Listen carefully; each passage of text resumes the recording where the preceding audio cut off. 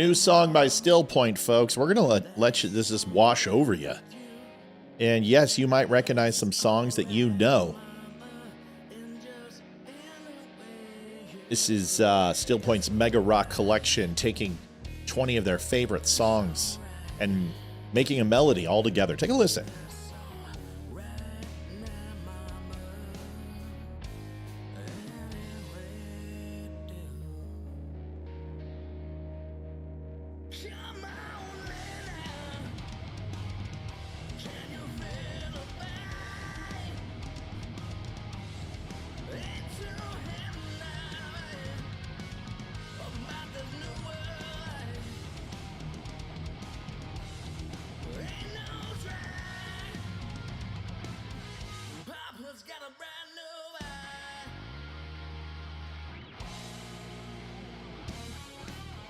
This is sick. Awesome. Oh, it's so good. Brandon's a freaking monster.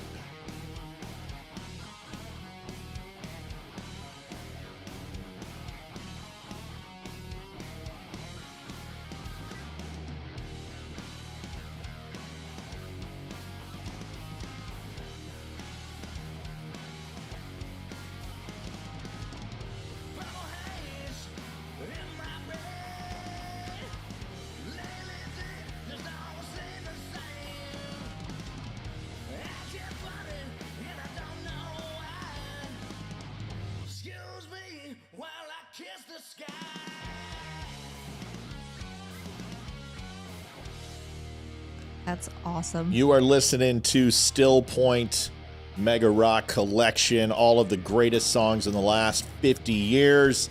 We'll be right back. 3 minutes.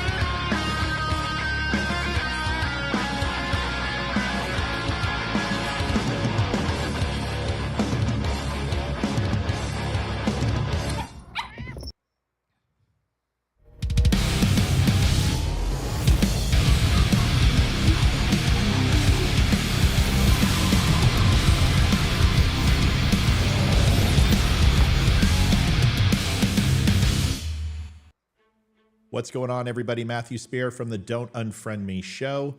I am proud to announce that the Documents of Freedom are back in stock. It's a 3-book collection, leather-bound, by Arcadia Publishing.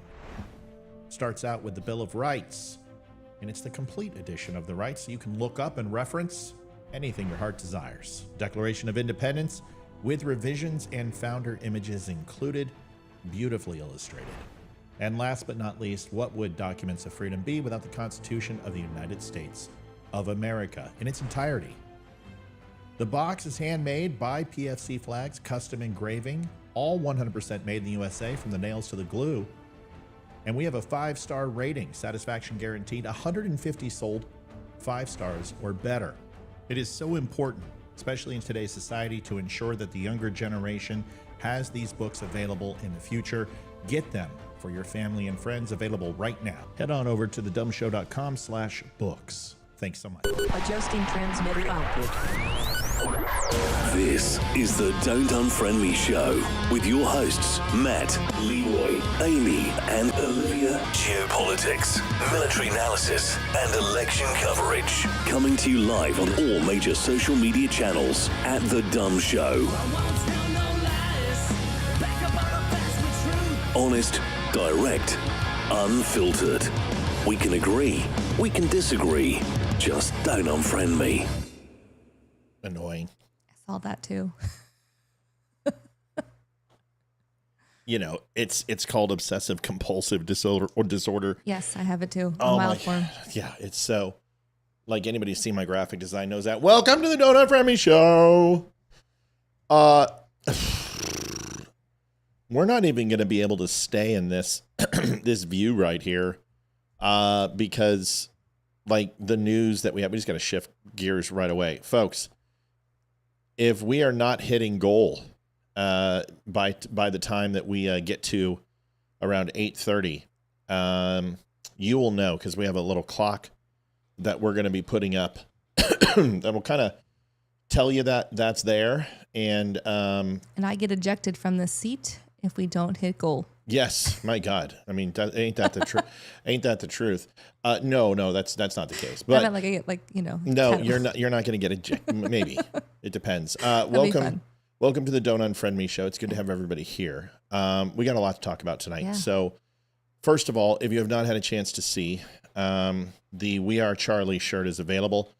We have sold, between the shirts, the hats, the stickers, and the coffee mugs, I think about 75 pieces. So it's popular, and it just came out yesterday. So if you have not had a chance, please go. And proceeds from the sales of this are going to be going directly to TPUSA.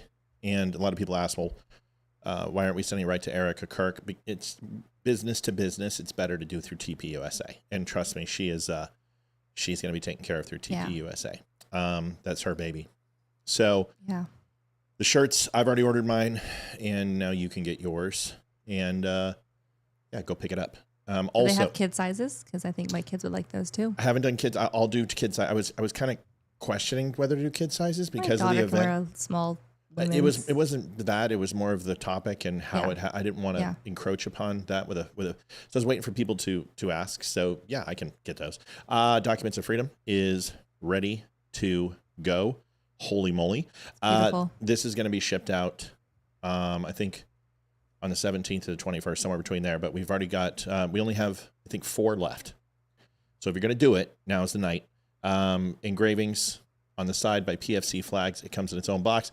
You get the Bill of Rights, the Constitution of the United States, and the Declaration of Independence, all available. We'll be talking about it tonight. Please go and pick one up, because if we don't, you may not get it. Because I don't know if we're going to have any more for Christmas, to be honest with you.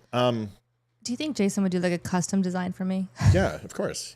Yeah. I have one of his flags. So. Yeah, I would just ask him. Just like, hey, Jay. Like a flag on the back of it. Yeah. To flag on the back of the shirt? Or? No, like the back of the box.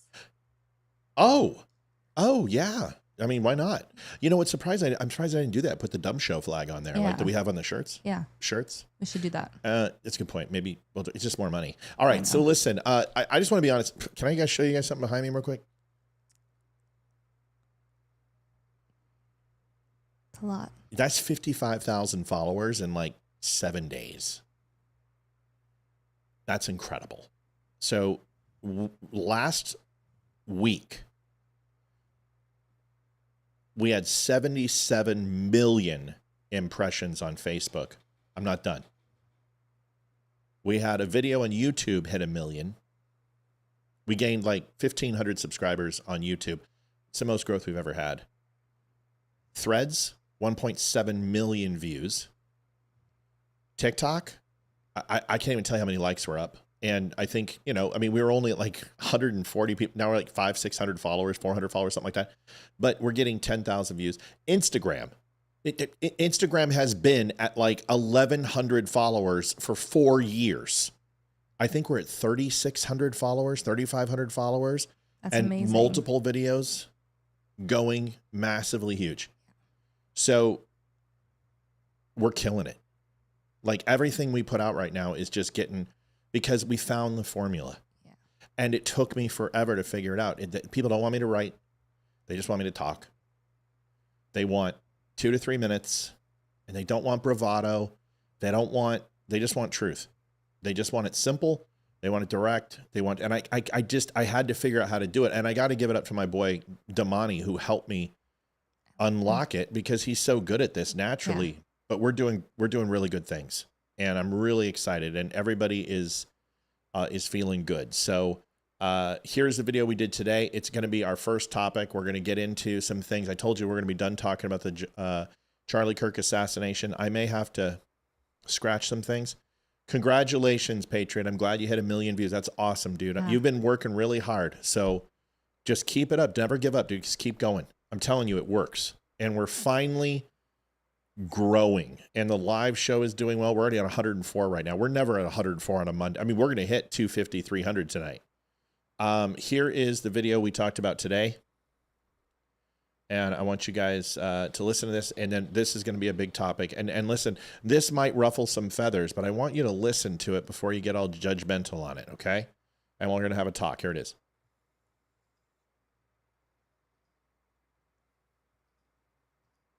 Seen a lot of things online, and this is a turning point, right? That's what we say. It's a turning point.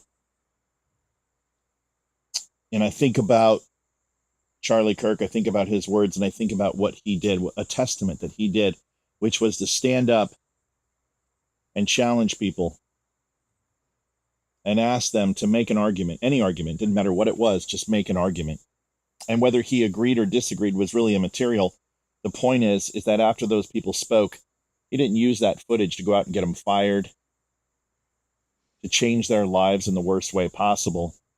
He tried to leave them better than he found them, always. And even in the worst debates, the worst conversations, he tried to be amicable, whether they reciprocated that or not. Now, I'm not saying I'm not mad, because I'm mad.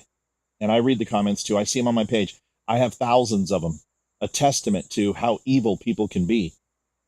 And I've been told, loose the dogs of war on those people, get them fired, call the FBI. No, I won't. Because either we believe in free speech or we don't.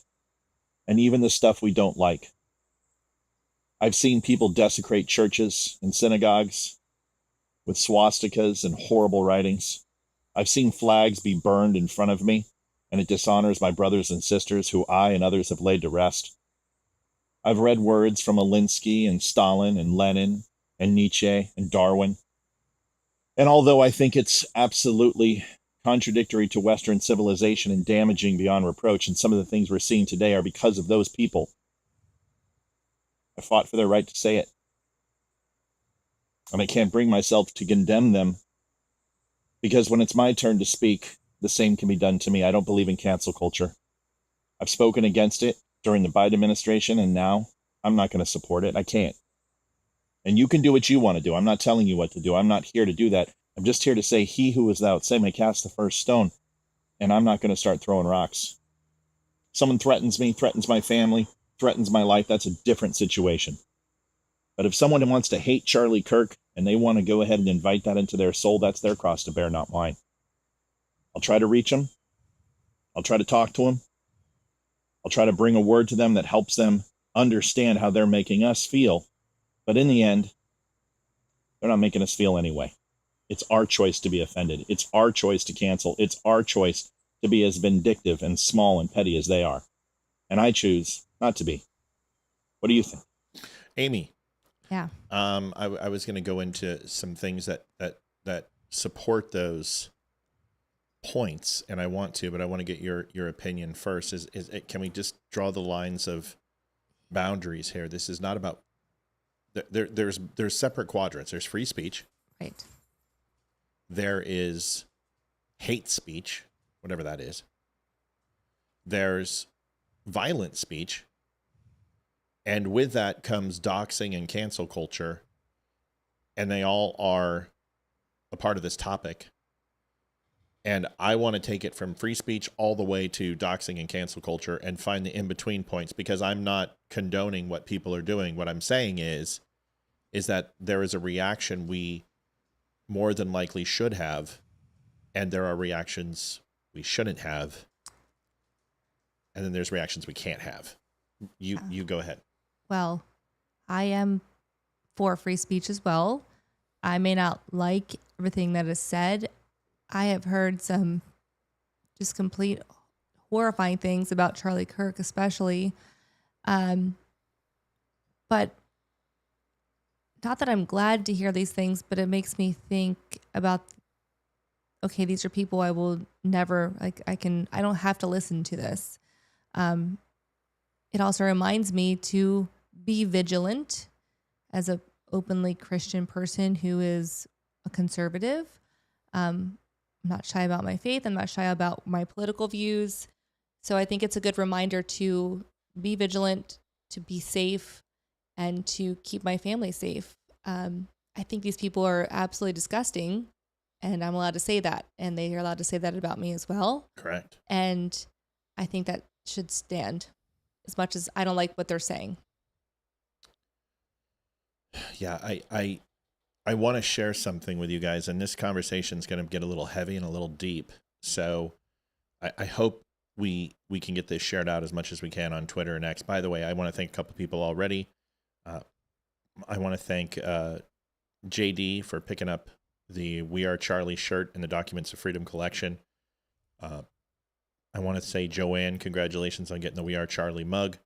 And then a sticker and a shirt. I love the color, by the way, Dawn. And I think you or husband or whoever the hell's going to wear it is going to love it. That peach color actually looks, I just ordered one myself. I've got one in baby blue and peach. So, and colors I don't wear. I'm usually black, gray, navy blue, kind of foreboding. But I'm trying to be a little bit more jovial. This is my Bible. And I've owned this thing. And it's beautiful. It's got my name on it in silver. It's beautiful. And it is a gorgeous Bible. And I opened it 3 weeks ago. And I've owned it for almost 10 years. And it was gifted to me by Otto Asatuno, who is one of my former district managers in Texas. And he had the foresight to get me this book. I love it. And I've been. I love that you have notes in it already. Yeah, that's great. It's been getting quite the use. I've been reading, and I figured if I can't make the argument from an emotional standpoint, I might as well make it from a scholarly and a spiritual standpoint, and that's what I'm going to do. And a lot of people are going, well, he's going to read about the First Amendment. Yes, I am, but it doesn't have anything to do with the Bill of Rights and the First Amendment. And yes, I'm going to read from the Bible. Because I want to make an argument to you, but explain some things to you. Federalist Papers number 10, James Madison. It's not a part of the Constitution, but the Federalist Papers are essentially the crib key to the Constitution of the United States, where if there are things of question, it's there because it's the individual cataloged thought of our founding fathers. And Madison argued that factions, groups with opposing viewpoints in particular, were inevitable, but the system was designed to force compromise and peaceful coexistence, not violence or suppression. The system was designed, listen, to force compromise and peaceful coexistence, not violence or suppression. That is a testament that is not in the Bill of Rights. It talks about the freedoms of speech, but it doesn't talk about the onus that's applied to you for coexistence and peaceful coexistence with your fellow man. That is a qualifier that was expected by our founding fathers. And now to go to the father himself, there are several different passages that lend us support to this. In Romans, particularly Romans 19, it says, "Do not take revenge, my dear friends, but leave room for God's wrath, for it is written, 'It is mine to avenge, I will repay,' says the Lord. On the contrary, if your enemy is hungry, feed him. If he is thirsty, give him something to drink. In doing this, you will heap burning coals on his head. Now, this was given to me, and the reason why I found the passage, and trust me, it's not easy, but that was quoted to me a month or two back in regards to me praying for people who had done evil. It's an interesting passage. The other that I also found to this is in Ephesians 5 and particular 5:31. Get rid of all bitterness, rage, and anger, brawling and slander, along with every form of malice. Be kind and compassionate to one another, forgiving each other, just as in Christ God forgave you.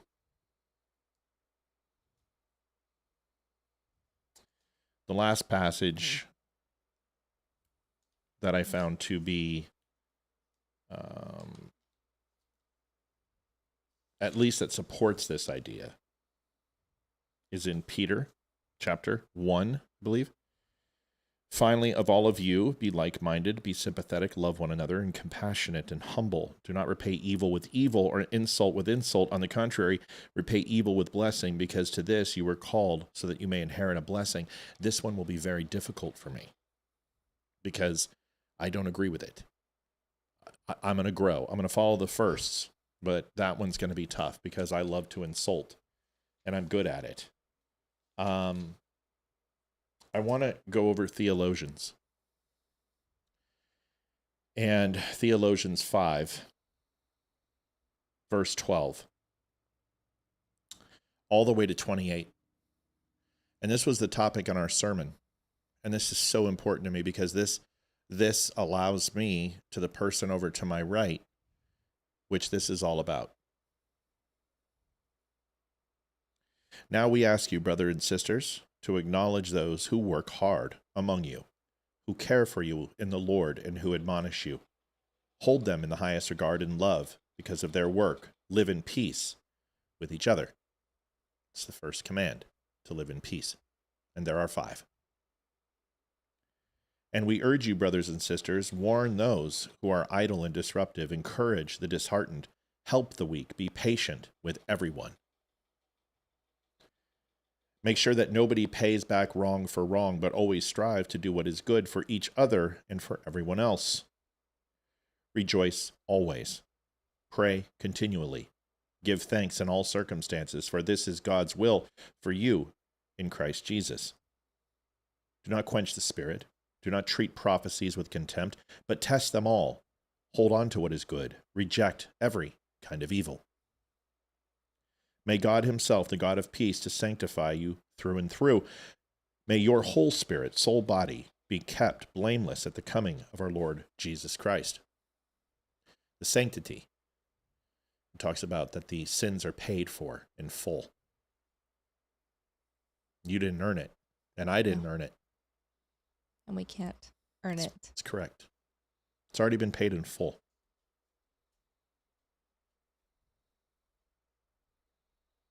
Brothers and sisters, pray for us. Greet all God's people with a holy kiss.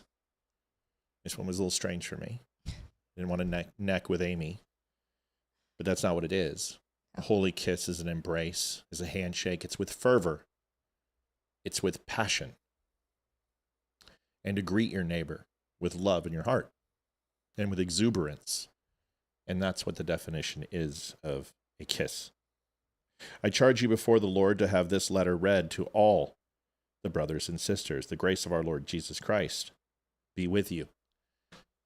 To pray.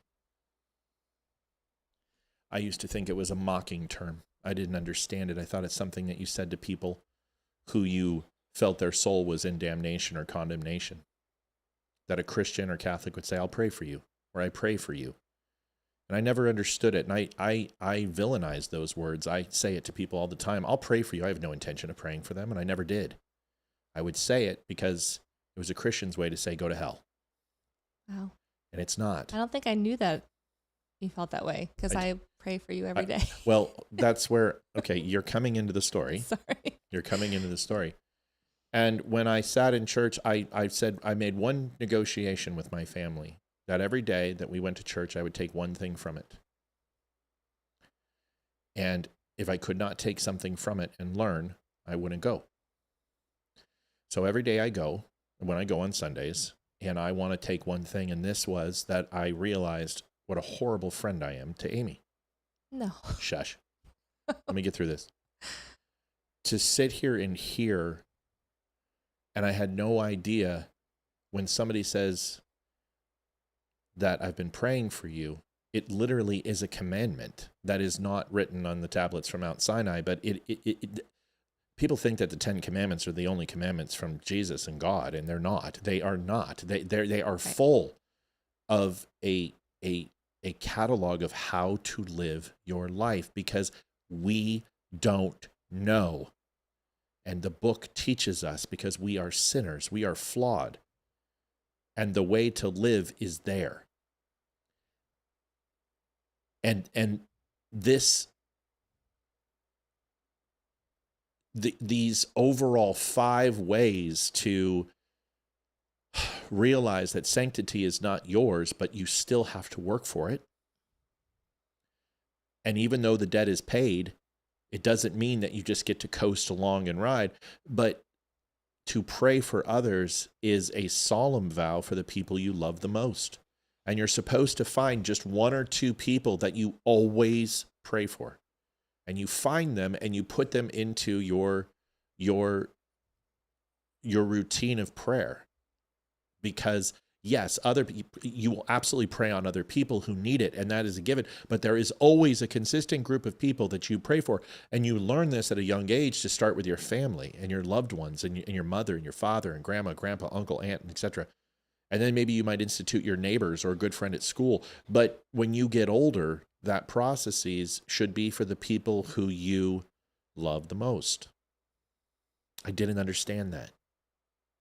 And the fact that Amy, every single time that God comes up, whether it's subtle or not, says, I constantly pray for you. I didn't understand how important that was to you.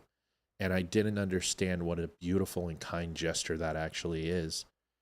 And I'm not sorry because I was ignorant, but I certainly, when I started thinking of it, you were someone I wanted to reciprocate to. So it means the world to me that you do that. And I know there's many people who do, and I didn't understand y'all. I mean, there's so many people in here who say it all the time. I'm constantly praying for you. My mother-in-law has said, I've been praying for you guys so much for this. It means the world to me. And I wanted to say thank you. Yeah. I'll continue to pray for you and your family. And I will say I pray over this show I have a book of prayer intentions. I'm Catholic, so I don't know if that's a Catholic thing, but we write down our prayer intentions and we just add to it. And it's a constant, my book is big and it's several pages of people that I pray for specifically. And then I pray over the show and I pray for specific people that I'm close to on the show. Not just here on the show, but our followers and listeners. And I pray over all of you every single day. So, because I do care for you. I care for everyone. I care for our world. So, yeah. Matthew McFarland, you're not a veteran. You have no honor. You disgrace the real Matthew McFarland who wore that uniform, and you should be ashamed of yourself. I will not pray for you because I don't know how to not. I have a lot to go. I've got a lot to learn. I am a sinner, and I'm aware of it. This show is not going to turn into the 700 Club, folks. No, but can I just make a recommendation to you? I think it's one of my favorite books in the Bible. It's one of the shortest books in the Bible as well. And I had my son read it a few months back. He has actually completed the Bible, which is super impressive at 11 that he has completed the whole Bible. I think that's like a huge accomplishment. So I had him read it a few months ago. We talked about it quite in length, but the book of Job, I think, is such a powerful book. Oh, Job is what we're doing next week. Okay. I'm doing that at Ironworks. It's so funny you said that. We're doing Ironworks on Saturdays. Okay. I'm so sorry to interrupt you. No, it's good. No, I don't even know what Ironworks is. What is It's a men's Bible study. And I love that. It's and we're covering Iron Job. sharpens iron. Yep. And Job I'm very excited about it. It's my favorite book Because of the Bible. because it explains the commonality and question of why does God do such things? Yeah. And it answers the question. And because Satan is in this part of the book talking about, well, let me do this. Let me torture this man, essentially. I will break him. And he doesn't. And he takes everything from him. It is so sad of a story, but it is such a testament to his faith. And it's my favorite book of the Bible. I'm excited about it. And I want to take us back to the point where the video that I made is not me going soft. If anyone thinks that I'm going to put on the cloth and all of a sudden just be Pastor Matt, you've got another thing. You've got another fucking thing coming, because that's not going to happen. Graham Allen is an extremely passionate and beautiful and spiritual human being, but he doesn't lose his edge. And Nick Freitas hasn't lost his edge. And surprisingly enough, Charlie Kirk didn't lose his edge. Right. I'm still going to cuss once in a while. I'm going to lay waste and let loose the dogs of war in a Shakespearean way. But I'm not going to dox people. I'm not going to put their life in danger. And collecting databases on people's place of work and their phone numbers and putting them up on the public and showing the hatred that they're showing. Yes, it's wrong. It's wrong. It's absolutely wrong. It's evil. It's 100% wrong what they're doing. Then beat them with words. I agree.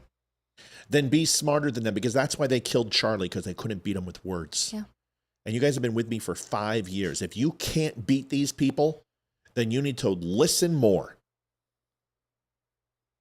Because I've given you the instruments to tear these people down.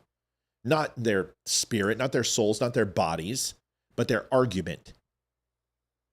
And doxing them is not the way to be. It's not what Charlie would wanted. No. He never did that. Literally wanted to bring everyone to Christ. He never wanted to push someone away by being unkind or unwelcoming to anyone. He wanted to bring everyone to Christ, and he would never stand for that. So I'm vehemently, totally against that as well, especially in his honor and his name. It's not worth it. It's not, because that's the one thing I tried to say today, and nobody's been able to argue it. Somebody showed me an argument with Charlie when he was with Cenk Uyghur, and I said, Jesus flipped over tables. Yeah. He turned an entire city to salt, for God's sakes. Yep. So to say that you are not be able to, you can't be wrathful, means that you're not human. Of course you can be full of wrath. Of course you can be full of hate. Of course you can be angry. Of course you can sin as long with the best of them. And if you somehow pretend that you're incapable of not committing sin anymore, then you're claiming to be God himself, which is completely one of the most, I didn't realize how egotistical it is for people to be atheists and agnostic, not because it's an affront to God, because it's an affront to themselves. It's literally a repudiation of God's love. It's self-worship. It's literally the most narcissistic thing you can do. Like, I am learning so, like, do you understand what this is for me? Do you guys understand that this isn't a spiritual movement for me. This is a place of knowledge for me, that I can use this to connect the dots. The hole that's been inside of me, that the brain has tried to been overfilling and the heart has been trying to overfilling, can now be done with reason and conscience. It's a lethal, potent mixture of argument. And yes, it's self-serving right now. And if that's the way I've got to find the path, then I think hopefully is once I get to a place where it's not about me, because right now it's about me. It is. That is how it's, like, not supposed to be necessarily, but that is generally how we come to Christ. It's one for ourselves. The first time you go through the Bible, it's because you're looking for answers. You're looking for something. The second time you read the scriptures, it's because you're wanting to know what God's message is. Yes. I really believe that. So I think this is perfect. I'm I'm like, oh, just It's going to be fun. happy. I'm excited. I'm just happy. stoked for it because this doesn't require my fealty yet. It doesn't require my penitence yet. And I know that's why the church isn't like, you need to become a member and give us money. They're like, you need to wait. You need to experience us, to enjoy this, learn from it, come to our groups and be a community. They have not pressured me for a dime, and they never will, from what I heard. They take donations once a month, and it's all voluntary. It's voluntary. You are supposed to tithe 10%. It does say that in the Bible, just so you know. Well, then you guys better tithe 10% because we've got zero right now. We need some help. No, I'm kidding. By the way, folks, just to let you know, we one of our sponsors, Wimkin, is been a good friend to us, and they've taken care of us, and we're not leaving them. They're struggling right now financially. They're going through and making their stock IPO. George Chadwick, thank you for subscribing. When have you ever seen YouTube? YouTube is just subscribing like crazy. I don't know how to bring up. I know your wife said she was going to leave up the comments, but I don't know how to do it. Oh, go to Facebook. That the Facebook window. This one, okay. And scroll. That's Wimkin. That's Wimkin. I thought it's Facebook might be behind another window. There's X. There's Facebook. This is Facebook. Yeah, click it. Okay. Don't move the window. She's going to kill you. Oh, Close sorry. that. Close that window by Maureen. This? Okay. Yep. Close all these? Just close that one. Yep, close them. All right, now scroll. And click into go into Don't Unfriend Me and go to the live show. Scroll all the way to the top. The top. And just click that. Yep, click that. And now all the comments will be right there. Yay, okay.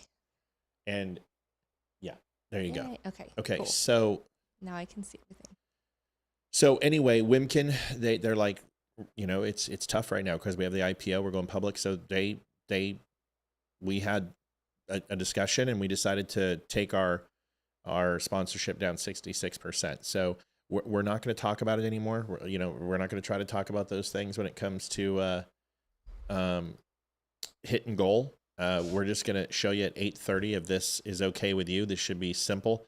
Is just put up a clock and show you all that we're ready to hit it. And if you can help us out, we would appreciate it. That would mean the world. I've lost the clock. I don't know what happened to the clock. I had the clock. It was on here. Hold on. And of course, while you're doing that, I would just say again how thrilled I am that you are going to church. Not even just that, but that you've opened your Bible and that you're meeting with other men. Just anyone. Well, I don't know. That's a little weird for me. No, I know that sounds weird. You're Can you in the back of the church? Can you please? Yeah. Can you please rectify that shit? Poor choice of words. No, I'm really just I'm grateful. I'm so happy, like truly happy for you and your family. It feels pretty good to us too. All right, let's get to it. We got a busy show to do. So I want to say thank you to the people who have had a chance to pick something up, and also wanted to go ahead and thank Maureen for picking up the We Are Charlie shirt. It's greatly appreciated. All right, so good talk. Glad we had to talk about the show. Is not literally going to become everything religion, okay? But we are going to bring these things together because resources are important, and it isn't just about the Constitution. It isn't just about the Bill of Rights, the articles. It isn't just about, laws or, state constitutions. It has to be about a higher order of things. And I'm just encouraging people, fight like hell. Fight, argue, get mad, get personal, insult. I don't care. You don't need to get somebody killed. And because that's what's going to happen. Matt Demo, $11. Pray to you, Amy. We love you. Prayer to you, Amy. We love you. Thank you, Matt. I'll be praying for you too. Someone's going to get killed over this, and we don't need to be them. I warned you about J6. I told you don't do it. It'll set us back. It did. And it gives them an excuse to hold that over our head. Don't do this. Don't dox these people. There's people who are making giant databases. I don't agree with it. I don't. And it doesn't mean that I'm going to tell them how to be, but I will not participate in it. I will not condone it. I absolutely agree with you 100% on this. I mean, one, I don't want to be responsible for anyone having any harm brought on them. I think that's disgusting. We're just equally as shameful as the people who have done this to Charlie Kirk. It's disgusting. Yeah. Also, we need to give a shout out really quickly. I heard that. Go ahead and do it. I just read it. It's to Connor Jackson, and he is going to becoming a pastor. It looks like he's been called to become a pastor. So wow. Praying for him, and I hope he sticks with it. It's a long journey. So congratulations. Yeah. And we will definitely add him to our prayers. And Connor, congratulations and good for you. If anyone has anyone who listen, prayer night should be when Amy's on. She's very good at it. I need to get better. I'm not good at it. I'm the worst at praying. I'm horrible. Out loud. Like I look like a quadriplegic holding a milkshake. I'm bad.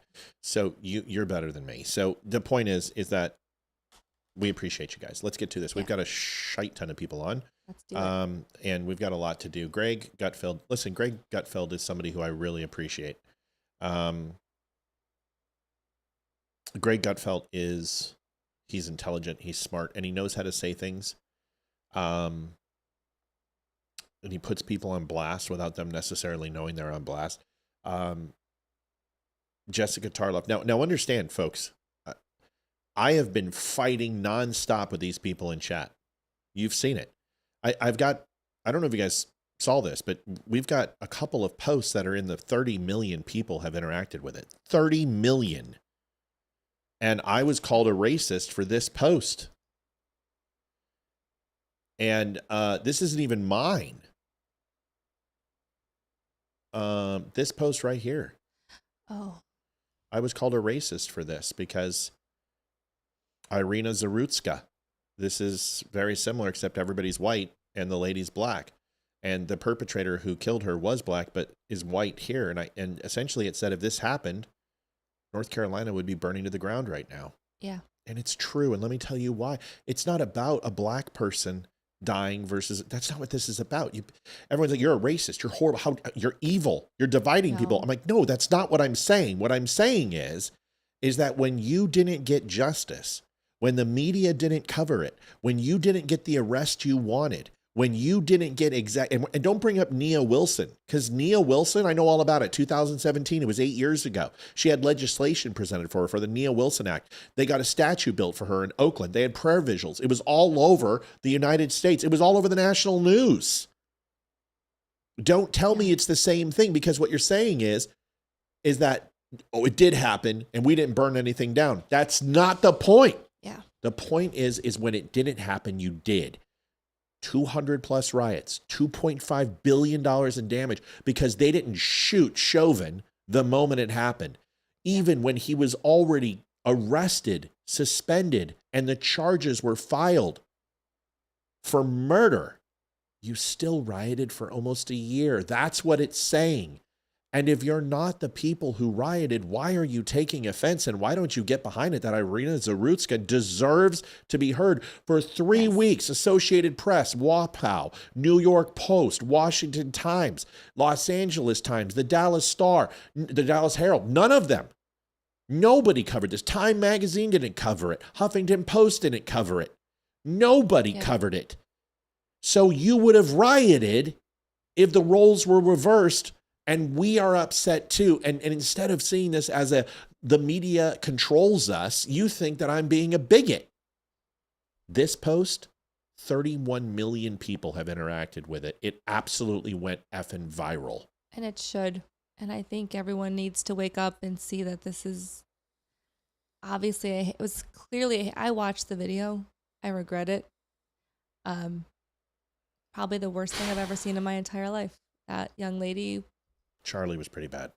I didn't watch that one. I couldn't. After watching her, yeah, I knew that I couldn't watch. Irina was horrible. Yeah, Irina, golly day, I cried. I died. I died inside. I cried and cried and cried for that young lady. It was horrible. Yeah. Yep. So I've been fighting this and I've been arguing with these people and incessantly, guys and girls. The video that I did, listen, this isn't a mat fest. I'm just trying to tell you, I'm not losing my passion. I can fight. Some of the most fierce fighters, some of the most SEAL team, Force Recon, British SAS are spiritually unbelievable people. I don't lose my passion. I just fight in a different way. I think it'll be a better fight. We're going to find out. To be honest. And if not, I'll go back to the old way. No, I'm kidding. No. Just to let you know. And I'm sorry, I messed up. Connor's not becoming a pastor. He's becoming an ICE agent. So Oh, well, sorry, that's I misread close. that. That's close enough. He's asking for a friend pastor to pray for him. So I will still pray for him. I will still pray for Connor. Did you see this? Oh, I didn't see that, but Is that not just that is like heartbreaking to even look at. Yeah. So sorry, it is heartbreaking. It's horrible, Yeah. but it's beautiful at the same time because we know it's true. The reason why I want to bring this up is because Damani has also had several videos. People are looking for answers. They're looking for guidance. They're looking for anything to make it make sense. And there is nothing to make it make sense, unfortunately, except. I'll just say this. Yeah. About Charlie Kirk, especially because I feel like I knew him even though I didn't know him. And I had this conversation with a friend of mine and I just, she was asking for answers and I was just blatant. I said, Charlie Kirk was not, and we are not as Christians of this world. We are in this world. And it plainly states that in the Bible too. We are, God created this beautiful world for us. Satan runs it. We are here for however long we get to be here for. We are not of this world. We are in this world and we are set apart. My point is that you guys cannot believe the amount of hatred that has come out for the video that I did. And it's now at 7 million views is that personal video that I did. That's like a minute and a half when Charlie died and speaking on it. Okay. When Charlie was assassinated, pardon me. The one that I was showing you right now, is sitting at 34 million. That is the one I just showed you. And there are African-American people coming in and they're all coming from one Democrat socialist site. Mm-hmm. And Nia Brown. I'm like, and I've answered it maybe 1,000 times. Folks, if you go look at that, there's like 70,000 comments on it. And I've responded to everyone who tagged me. So we're going to fight to fight and we're making an impact. Ethan's on donations tonight, folks. So if we can do that, that would be awesome. Here's Greg Gutfeld and Jessica Tarlov. And listen, Jessica Tarlov, a lot of people hate her. I don't. I don't hate Jessica Tarlov. In fact, I like her very much. I don't like her policies, but I like her because she can take a hit. She doesn't claim sexism when she gets torn up. When Jessie touched her belly when she was pregnant, she could have sued Fox News into oblivion. She didn't. She just said, we're friends. It's okay. Yep. They made Jessie apologize, and she's like, it's okay. Jessie and I are friends. It's okay. She's not evil. And I'm proud of her. But lady, with respect, you got to learn when not to walk into the lion's den and slap the lion, because not on this, not Kirk. You don't get to say good people. You don't get to say people on both sides. No, you do not, because this meme is potent as hell for what we're talking about. And it is absolutely the truth. You guys use January 6th the same way, but this is the truth. Yep. Yes. This is the truth. It's the same thing with rioting. Oh, well, January 6th. And this is why I told you, do not give them power. If you dox these people, somebody's going to die and they're going to say, see, you're just like us. You're just like us. And we can't be. We can't be just like them because unfortunately they're on the side of evil. And if you don't see that by now, nothing is going to get you past Your own your own 2 feet, your own face.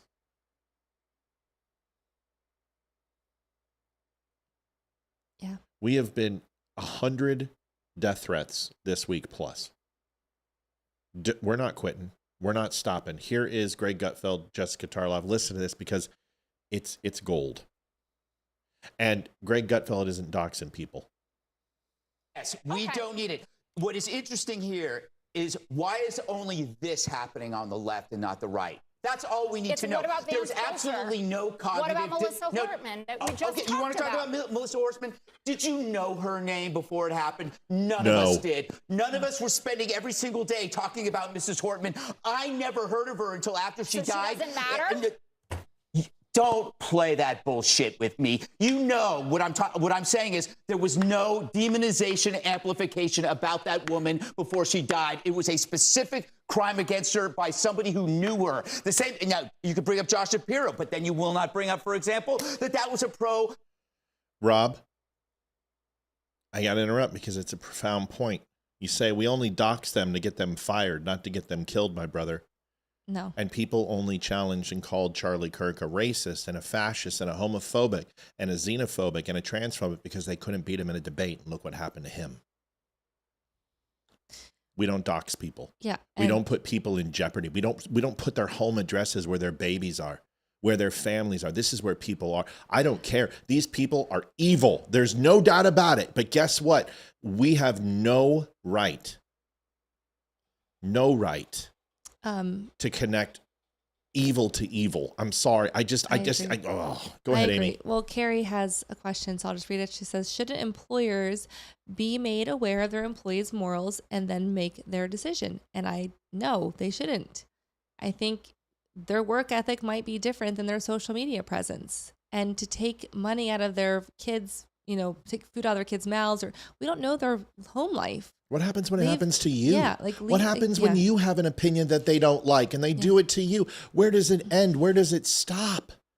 Yeah. Folks, this is I was called a racist and I was targeted and I was went after and people came after me. I'm definitely not a racist and I did nothing. I got wrong. arrested for beating my children when I spanked my son for stealing and did something that was legal in Virginia. In the Commonwealth, and I had to go to court, and I had CPS wanted to sick on me because of my show. Where does it stop? What is swatting okay now? Doxing is not okay. They are collecting their home phone numbers, their home addresses, where they work, their names, what schools they went to, social security numbers. They're putting it online in a database. What are we, the Gestapo? Yeah, absolutely. I thought we were aren't we the party of free speech? Yes. Let them say what they want. It doesn't make us become them. God, I'm going to go with the Amish now, not Christians. What you take into your hand, you take into your heart. That is an Amish passage. If you take the unclean thing, you become it. We don't do this. Listen, you want to just destroy them? You want to share their link? I do it all the time. I take screenshots of what people say and I post it on Don't Unfriend Me. I'm like, listen to this, Yahoo. What I don't say is, here's his private address. Go to his house. Get him fired. Destroy his life so he gets a gun and goes and kills people. These people already are not sane, and now we're going to make it worse? We're going to antagonize them and get them to hate so our vile and our putrid nature gets castigated on an innocent family or a new school or a church? No, not me. I don't want a part of it. No, I don't want a part of it. What? Amy, what? Just tell me what happened. Amy, please tell me. Everything's fine. Do you need to go? I don't know. Oh my God. I'm sorry. It's nothing to do with my family. My family's sorry. What happened? You don't want to talk about it? You got to go. You got to go. I'm so sorry. I have to go. Okay. All right. Amy's got to go. Hold on, folks. We'll be back.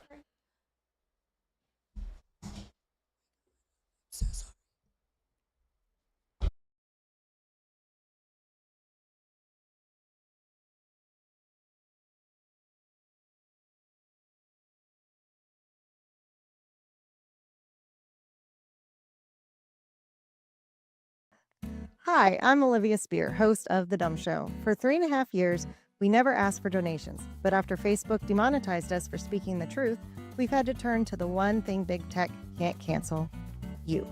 I'm Hayden, Matt and Olivia's daughter. This show's never chased sponsors or sold out. We've built something honest, and it's thanks to you. I'm Ethan.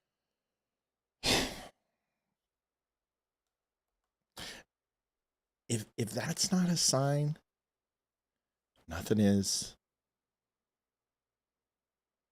If that's not a sign, nothing is. Just, folks, please.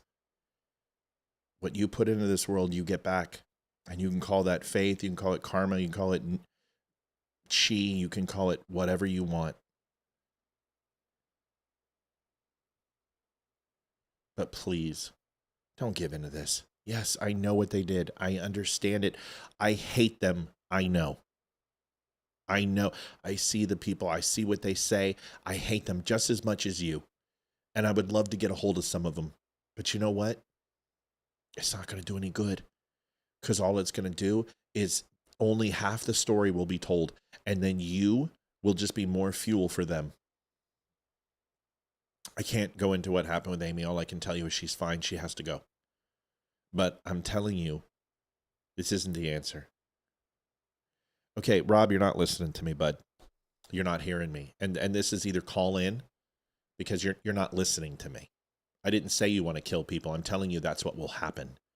You're not listening to me. You can do whatever you want. I'm not your father.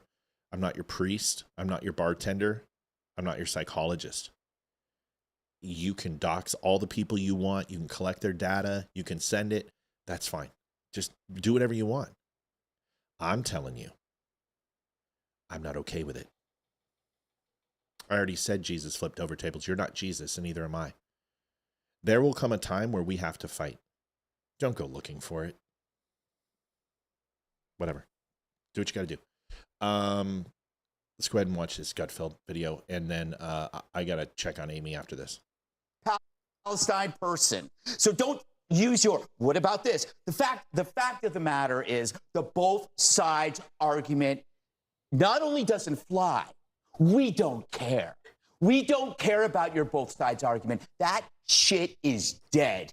For one thing, there is no cognitive dissonance on our side. On your side, your beliefs do not match reality. So you're coming up with these rationalizations like, what about this? Or what about that? What about We're ism? not doing that because we saw it happen.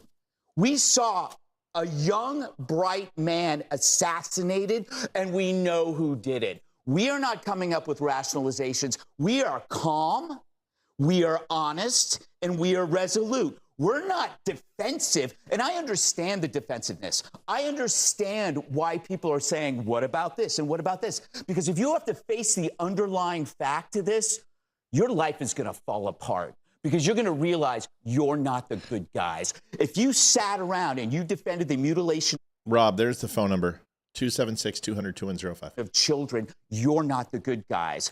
Just wait for the video to be over. It's another 2 minutes. If you sat 600, 700 cases of harassment against Republicans and you said, but what about this? What about this? And then you see this murder after calling somebody a fascist, you realize maybe I'm not the good guy. That is a hell of a realization to deal with. So therefore, you have to grasp at rationalizations. You don't have to do that, Rob, Jessica. just hold on till we're done. They do. I don't believe you're part of that group, but why the hell do you have to mimic and echo that crap to us? He was a patsy. That guy was a patsy. He was under the hypnotic spell of a direct-to-consumer nihilism, the trans cult, and you know that. If you can decide that by Nihilism, folks, we talked about it a month ago. You're going to start hearing more and more of that word. One is because we did a show on it, and second, everybody takes our shit. But that has been shared, one of the most shared videos I've ever done, which is the breakdown of nihilism, because people had no idea what it was. If you haven't learned what nihilism is, take a listen, watch that episode. It's about a month back. I'll try to find the link. Biology is false. You can agree that murder is okay and that humanity is expendable. How you cannot see that alone and see that for what the evil it is without having to attach all of these other things is beyond me. I just want to be clear, and I want to let people speak. I in no way intended at all to minimize what happened to Charlie. I was horrified by it. I have not been on the five but since the two then. sides argument, well, it's like pig Latin to a duck. No, all that I was saying is could we have all of the information before you just say they did this? Because that is a broad brush to paint with this. And because you did. Let's have a conversation. No. Charlie had a conversation. He got shot. Correct. Are you talking to me? No. Are you talking to me? I'm sorry, Jessica. Okay. I'm sorry. I'm sorry. You weren't here for a week. You came in here and it's cold. And Thank you, Thomas. Appreciate the donation. Sorry. But this is a story that is immune to news cycles. It's immune to rationalizations. It's immune to bias. This thing is with us for good. And we all have to deal with that. So that means we can't live by the same arguments that you might be reading about relativism among the media. We can't deal with those stories. It doesn't matter. The media is dead to us on this. So Greg Gutfeld, and I don't think Rob had a chance to hear it, but Rob will bring you in just a second. Hang tight. So the thing is that people need to understand is when we talk about nihilism, and I'll pull up the video. It's actually on ad right now. So I've been playing it for quite a while. But more importantly right now, I love our phone calls. I love when people call in. And I just learned not to disagree in chat because it doesn't help. Because everyone gets all freaking flustered and you assume the worst about the person. So Rob's on the phone. His argument, we'll let him make it.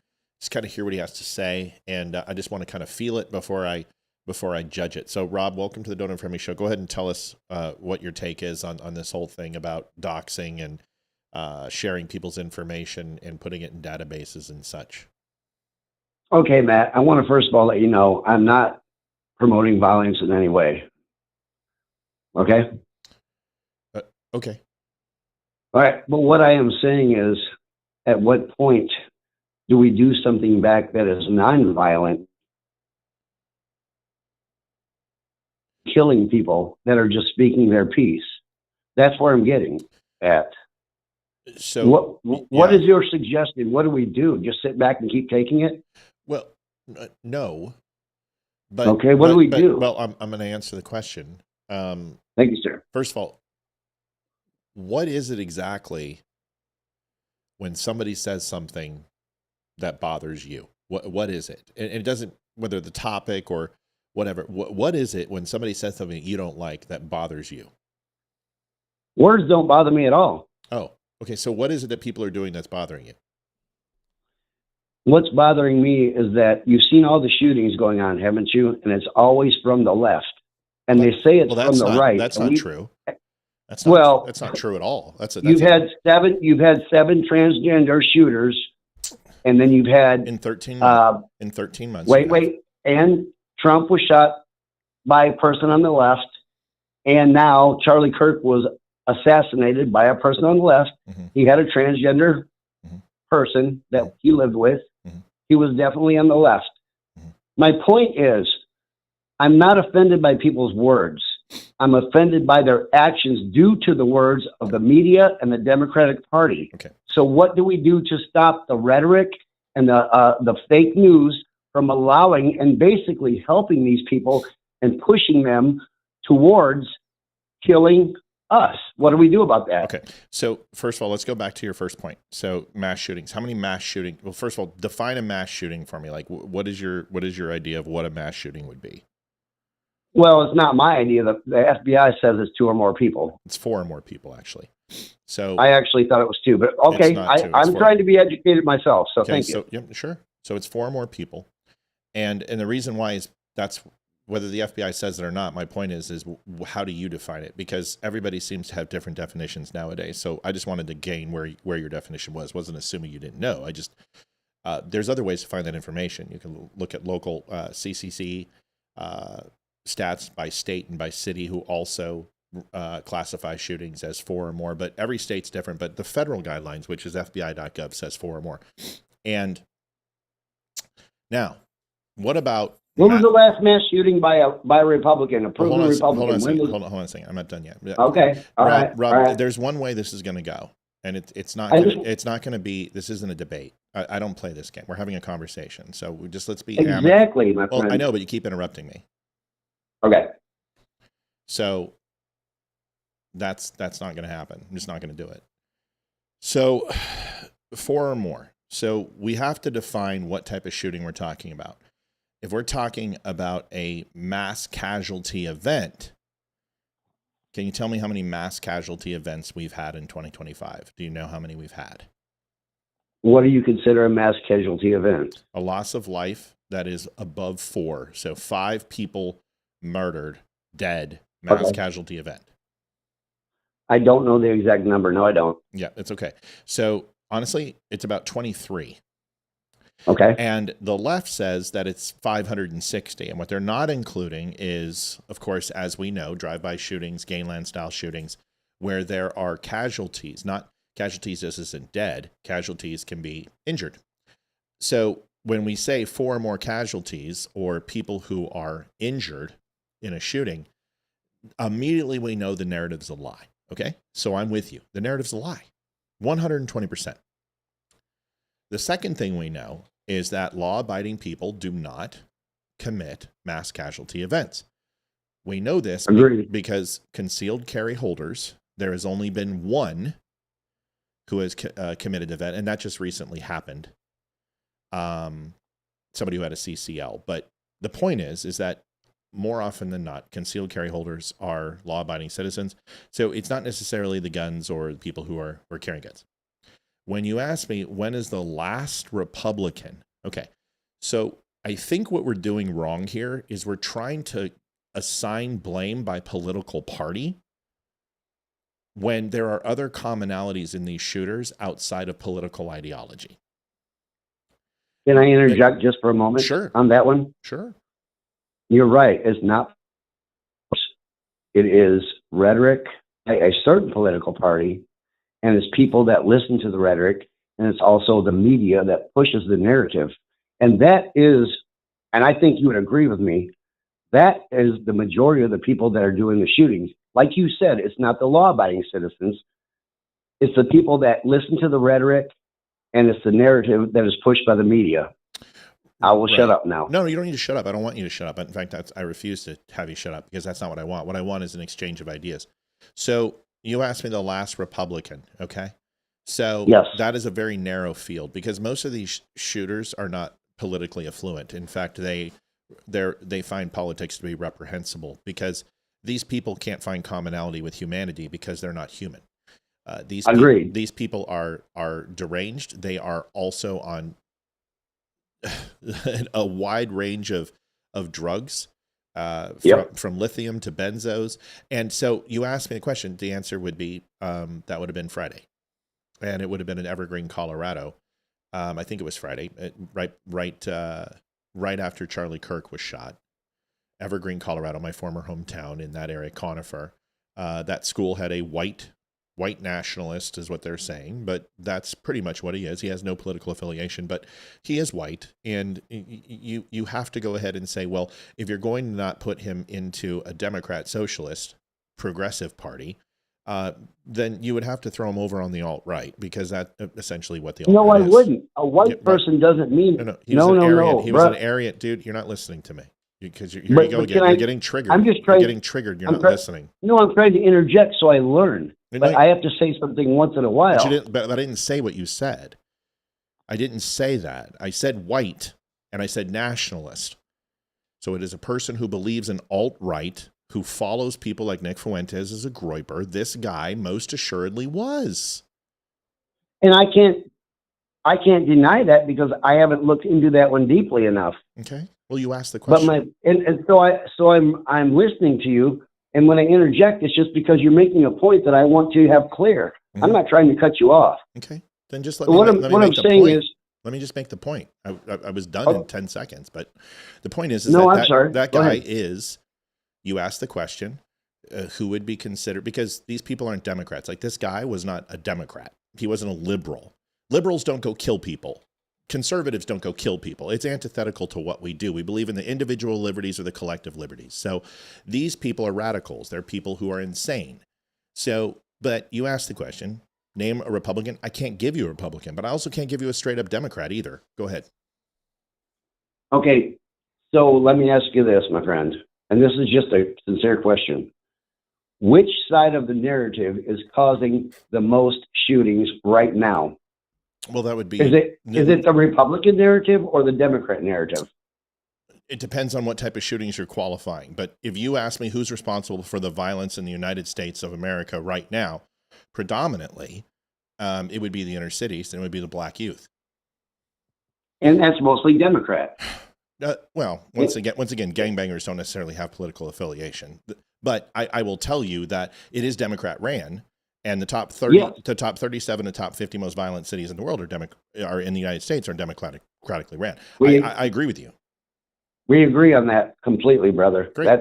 That's all I'm saying. Where is the narrative coming from, and how do we stop it? Is my question. You can't, because it's not a narrative causing the problem. It's a modern day slave plantation. It's a mentality of having government and assisted to replace the patriarchy. A mentality is a narrative, Matt. It's not a mentality. These are policies that are in place by Democrats, which have created modern day slave plantations in these environments. So, but you just said it was a mentality. No, wait a second. Stop. You said that right before I interrupted. Stop. You asked me Democrats' narrative. You asked me the Democratic narrative, and I said it's not a narrative. These are issues that are inside these cities, and the mentality of the politicians, which, let me finish, is that they are modern day slave plantations where they've removed the patriarch and the matriarch in the family. They've created government. Absolutely. They've created government assistance through the Great Society, which was pushed by LBJ.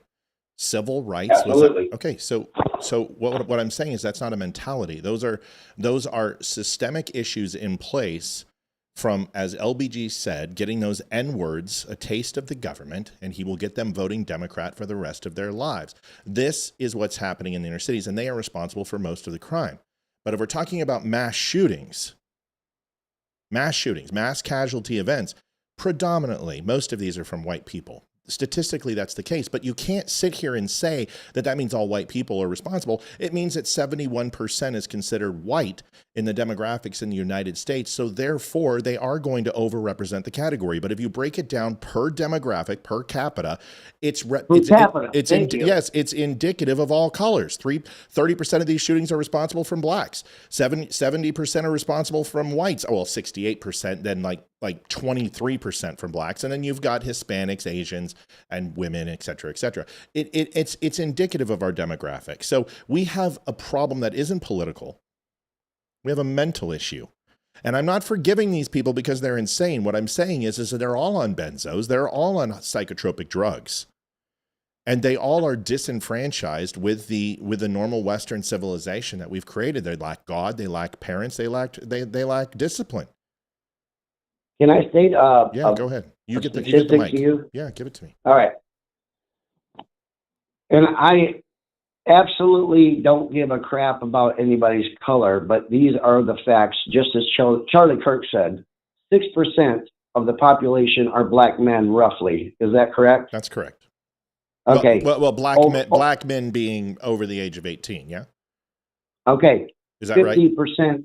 50% or more of the murders are committed by black men. That's correct. 80% of the black population follows Democrats and votes Democrats. So that means they are listening to their party and they are being indoctrinated by their party. Is that wrong, what I'm saying? Yes. Why is that wrong? Because the indoctrination is you're telling me that Democrats are preaching an ideology for all black people to go out and kill other black people, and that's not what's happening. No, that's not what I said. That's what ideology means. They're setting up a culture and a lifestyle that would push them in that direction. No, they're putting limitations on them, and they're keeping them in the ghetto so they can't go ahead and excel past their own means. They're giving them a slow taste of what normal life looks like, but without government, they can't achieve. So this is not an ideological issue. This is very similar to slavery. This is why I call them modern day slave plantations. The slaves outnumbered the slave owners in the South by 100 to 1. All slaves could have overthrown the South and reinstalled the governments at any whim that they wanted. They could have picked up pitchforks, they could have picked up hoes, they could have picked up rocks, and they could have taken over the South. There was over 4 million blacks in the South at peak time. They didn't. Why? The same reason. Because go ahead. Probably because they felt like they were being controlled by this. That's right. Situation. I don't know. No, you're right. Rob, you've got it. It was an absolute mental and physical bombardment of destroying a human's ability to stand up for themselves and fight. This is the same thing that's happened in these inner cities. And they have indoctrinated these people. They have systemically oppressed them to the point of not saying you can't achieve. It's just, we're going to throw you in a place where the only jobs available are fast food. We're going to. That is not true these days, Matt. It is true this day. Tell me, you're wrong. They can do whatever they want Rob, to do. tell me now. what inner city you've lived in. Chicago. You lived in downtown Chicago. I didn't say downtown. I live in Chicago. You live in the Chicago suburbs. It doesn't matter. I went to Chicago all the time. So did I. I said live. Let me ask you this. Why are you getting upset? Why are you yelling at me? Rob, why are you yelling at me? Brother, I'm not yelling at you. I like your show and I like you. It's just my voice. Then answer the question. So calm down. Can I answer my, well, no, not until you answer my question. Please tell me the inner city you've lived in. You ever heard of Rockford, which was about an hour away from Chicago? I haven't. Per capita, well, that's about an hour away from Chicago, a little northwest. Per capita, the crime was way worse than Chicago back when I lived there. Okay.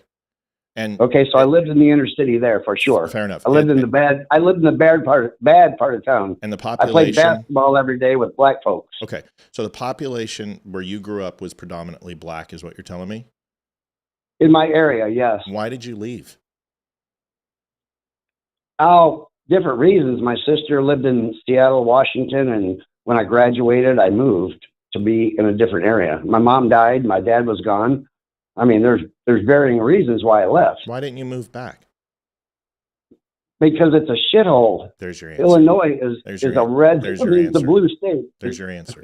There's your answer. I'm sorry. There's your answer, Rob. You just answered the question. Okay, but I got out. I got out. Yeah. What color are you? Well, I'm actually not white. Okay. What color are you? That's why I'm asking. I don't know what you call it. Reddish. I'm Cherokee Indian. Okay, so you're Cherokee Indian. Did you have any? Yeah. Now, I want you to make sure you understand what I'm saying. I'm not saying that black people don't have the ability to be successful in the United States of America. That's not what I said. What I said is that there are no options for these people in the inner city to elevate themselves. They have horrible fucking schools. They are literally on welfare. They are not encouraged to have a father in the home.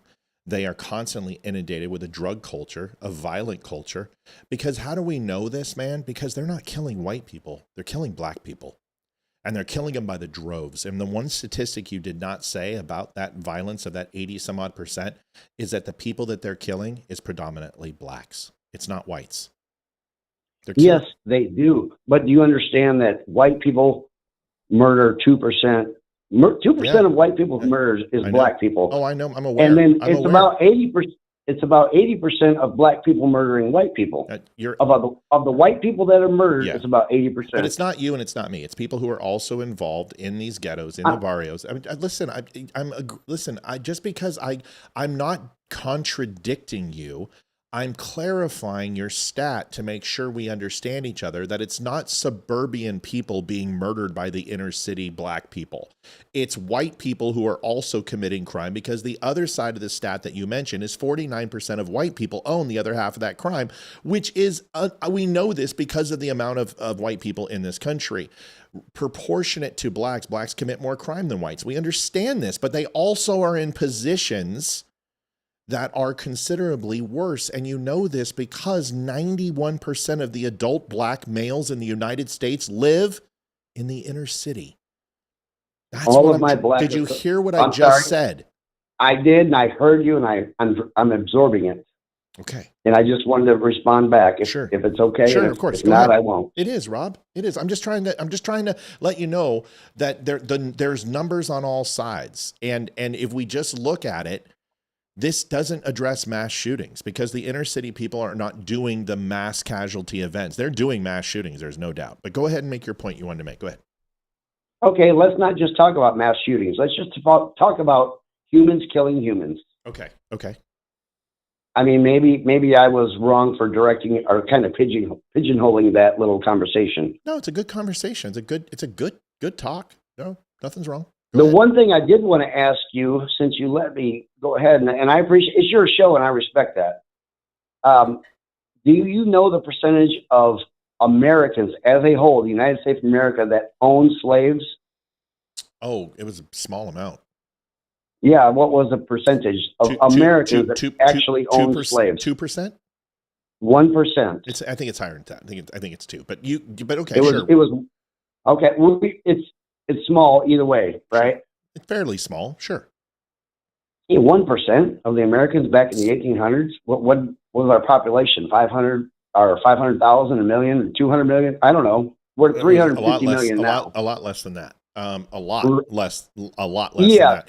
Because the North, first of all, the South, this is where the 3/5 compromise came in, because this was after abolition. This was after the 13th, 14th, and 15th Amendment. But the 3/5 compromise was surrounded by, and which was done in representation of the South, adding slaves to the South's numbers, would have ultimately not required a civil war from the South, because they simply would have voted out the North, because they would have had sheer numbers by allowing black people. It wasn't designed to mean you're 3/5 of a person. It was you're 3/5 of a regulated vote. Right. It's a very big difference. But the point is that there was only about 4 million blacks at that time, which would have eclipsed the North. So you're talking about probably at that time in all, total population was probably 10 to 11 million. 1% of the population, but understand this also, the wealth was centralized. It wasn't equally distributed. So the wealth... Where was it? No, wait, you're teaching me now. Where was it centralized? Well, it's centralized by an extremely large margin. The wealth in the United States is spread out, around 30% of the wealth of the United States is spread out, not equally, but proportionately to the middle class, to the upper middle class, and then obviously the wealthy elite. But back then in the 1800s, it was indicative that the wealthy were very few in the masses. Most people were farmers. Most people were laborers, and were one step above slavery themselves with making wages just to get by. Plow sharing and sharing of crops and things like that, obviously, and traders and blacksmiths, they made livings, but they weren't wealthy by any means. Most of them were the tobacco owners, and the plantation owners were the richest of the rich in the North and South, and the people who embraced industry. So when you say, well, only 1 to 2%, I think it was closer to 2%, owned slaves, that's because if you look at the accumulated wealth during that time in the 1800s, was to a very select few, and most people were poor, could not afford slaves. I like your points, and I listen. Can I ask you this? Mm-hmm. What amount of black slave owners were there? How many, in other words, and mostly from the South? Oh, how many black slave owners was there back then? That I don't have the number, but I also know that it wasn't just blacks. I mean, the Irish, the Chinese, there were whites who owned whites, and we know that all the original slave owners from Africa were black as well. So I don't have the answer to that question, but I certainly know where you're going from it. But go ahead, tell me. No, I was just getting at that. It wasn't a white and black thing. I mean, black. Well, of course, Africans sold black people, and they were black. Right. Yep. It's true. To white people, but there were like 10,000 black slave owners back then. Sure. So how does it compute that white people are, and maybe you're not assuming this, but a lot of people say white people are responsible for this, and we need reparations, and black people need the reparations so they can catch up to us. I don't agree with I don't agree with any of that. I don't agree with reparations. I don't agree with any of that. Nobody was alive. Nobody benefited, profited, or was objectified to any shortcomings of slavery who are alive and haven't been for over 100 years. I don't agree with any of those premises. I don't think reparations should even be discussed. Then agreed. Then that means black people have every opportunity. No. And what I was getting at earlier. No, wait a second. Wait, whoa. No. Wait, let me say this, and then I will shut up again. Okay. All of my acquaintances and friends that happen to be black, mm-hmm. all of them say they have every opportunity that I have. They all tell me that. Mm-hmm. So go ahead. I'm sorry. No, I believe that. Every black person that I live with, but I also live in the richest part of the United States. So I live in Ashburn, Virginia. So this is the lowest crime, highest property, and the richest county, and nominated the best county to live in the United States, and that's why. But if I well, you're blessed to be rich, but I'm asking you about the rest of us. I'm not rich. I'm not rich at all. Well, Just okay, because I live in, just because I see, here's the misnomer, and this is either when you've watched my show, you'll learn this about me. I'm not rich at all. I've just done some very smart things in my life, and I've held some pretty prominent jobs. Don't let the tattoos and the hat fool you. I've worked for a couple of Fortune 15s and was in prominent positions, and I made the right choices in life. But if you think I don't struggle to make my mortgage, I do. But I'm not taking my kids out of the best education system and safest place. I'm counting my time for 6 years, and then I can sell this fucking thing and get out of here. But amen, brother. But I'm a provider and I'm a protector, so I'm going to continue to do that. But what I'm trying to say to you is, I'm not saying black people can't succeed. I'm not saying that there's a disadvantage. What I'm saying is that the circumstances that we're born in help us when we have fundamentals of success. And if you have a black family who went to work every single day and excuse me, I had to sneeze. Generationally, they have worked, they have punched their ticket, they come home on the bus, they cook for their family, they get the belt when the kids are acting up, and then they have children, and then those children have children, and they use and instill the same family values. Those families are going to be okay, just like mine and yours were. But there are other families out there who don't do that, who have 8 kids, who live on the government. You're a smart man. You know that in the 40s, 50s, and 60s, the black population, black families, because they were a regular family with a father, wife, and kids, right? They were financially doing better and gaining more than any other race at that time. Yeah. You do realize that. Yeah, and this is the whole argument this is the whole argument that Charlie had made. But we also need to understand is that was true at one point. And this was in a booming America. Now, this is where you got to let me finish. Clock is up, folks. We are at $62.99. And speaking of bills, we got to hit our goal. We have 27 minutes left. If you're enjoying, hold it. No, it's all right, Rob. I'm willing to do this because this is our conversation. But we have 27 minutes left, folks, to hit goal. We got to do it. We got to make this happen because I want to go longer. I got a lot to talk about, but this conversation is important to me because it's learning. Back in the 40s, 50s, and 60s, there was a market boom in this country. And the reason why is that World War II propelled us into a manufacturing boom that we had never seen before, and no one has ever seen before. If it wasn't for World War II, and it wasn't for textiles, it wasn't for our automotive plants moving to make tanks and plexiglass and Spitfires and other types of things, when we went back to that, we realized that we had and could mass produce textiles, mercantiles, and electronics and everything else for the world. And although our innovation wasn't strong, these people would need parts. They leaned on the black communities for this. And what happened is in places like Detroit and places like Chicago and places like Baltimore and Pittsburgh is you saw massive amounts of steel, textile, mercantile production in these inner city neighborhoods because labor was cheap. And it was cheap to buy property there, and it boomed. And African Americans absolutely skyrocketed into one of the largest growth demographics in the United States that we've ever seen, because there was more disparity in their pay from the 20s and the 30s and the 10s and the zeros and all the way before. So there was nothing but up to go. So when Charlie Kirk talked about that, he left that part out. But what happened is that when you look at the 70s and the 80s and 90s, there was a massive disparity. And there were a few things that happened. One is that all these manufacturing companies started worrying about the bottom dollar versus quality and started exporting their businesses overseas, which left the black communities with nothing. And this goes back to my point. The only thing for them to do is to work in fast food restaurants. And this is the truth. When you live in the inner city, you have to get out. Well, to have to get out, you have to have money, you have to have a job. And a lot of these kids, they get the taste of drugs, they get the taste of dealing, and they realize that I'm never getting out of this thing, and I don't want to go work at Taco Bell. That is a choice, and it's a horrible choice. But ultimately, that's culture. That's culture. Yeah, that's not color. That's not color. It doesn't matter. You just completely steamrolled over my entire point, which was a very good answer to your question. Okay, I'm listening. The disparity of income inequality from the 30s, 40s, and 60s took place because of manufacturing jobs leaving the United States. And this is the Democrats' fault. This made them reliable on government subsidies and government everything, government health care, having more children, got them more welfare and WIC and EBT and everything else. And then you saw dependency, where the government realized that we didn't need to provide jobs. All we need to do was provide money to keep these people voting Democrat. And they have been in this perpetual state of flux for 75 years. Do you understand what I'm saying? Absolutely. That's what happened. When they took the father out of the home and gave the mother more money, yep. They broke up the family. Yep. I get it. But why? I'm talking now in 2025.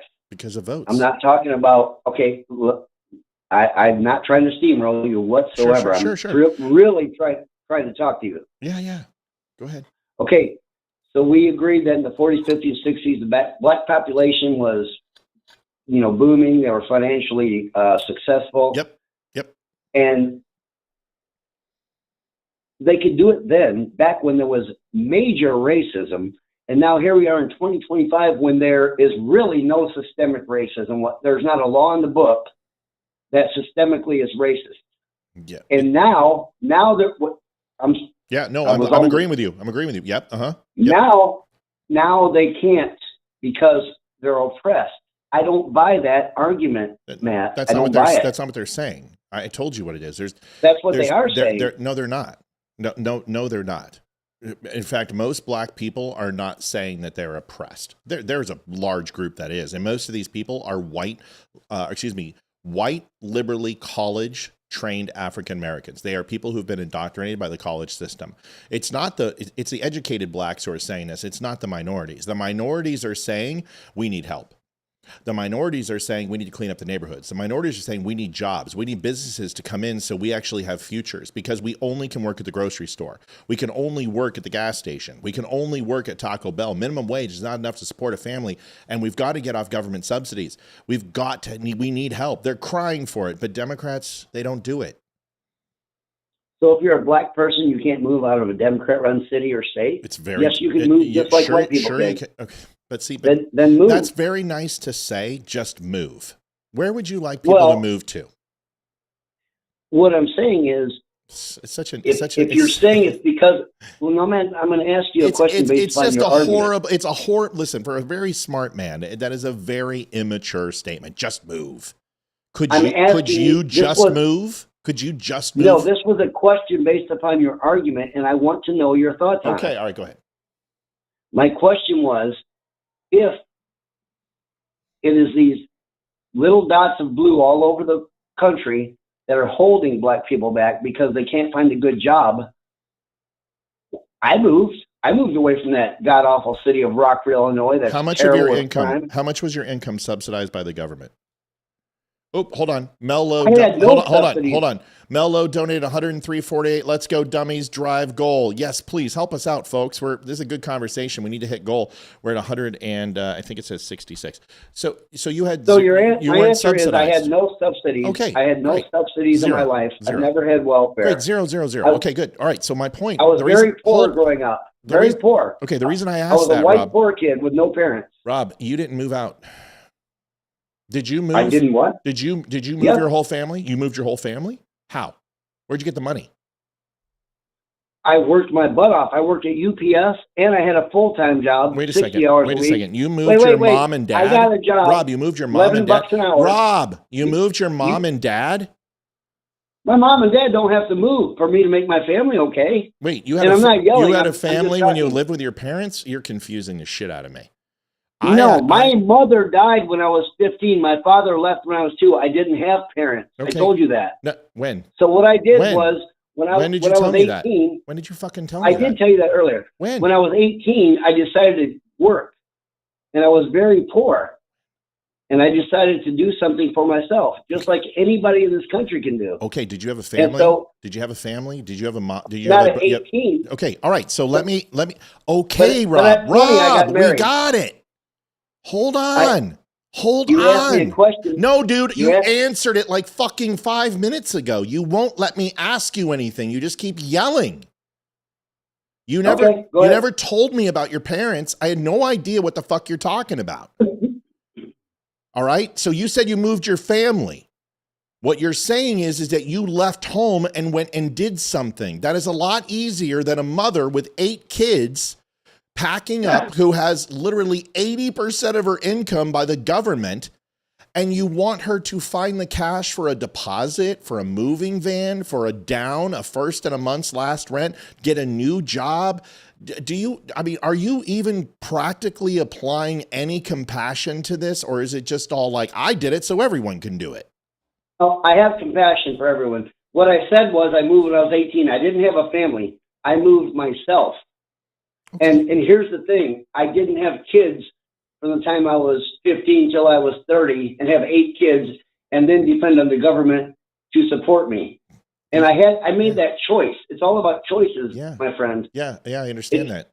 Well, so just because your skin has more melanin, that's not what it's about, dude. Nobody said that. Well, it doesn't mean you don't have a choice. Who said it? I told you. Now, there's something inherent coming out here, Rob, that has nothing to do with my opinion. These are your ideological beliefs. All right. So you're not interested in my opinion anymore. You want me to tell you that what you think is right, and what I'm saying is that I think you're flawed. Your thought process is flawed, and I'll tell you why.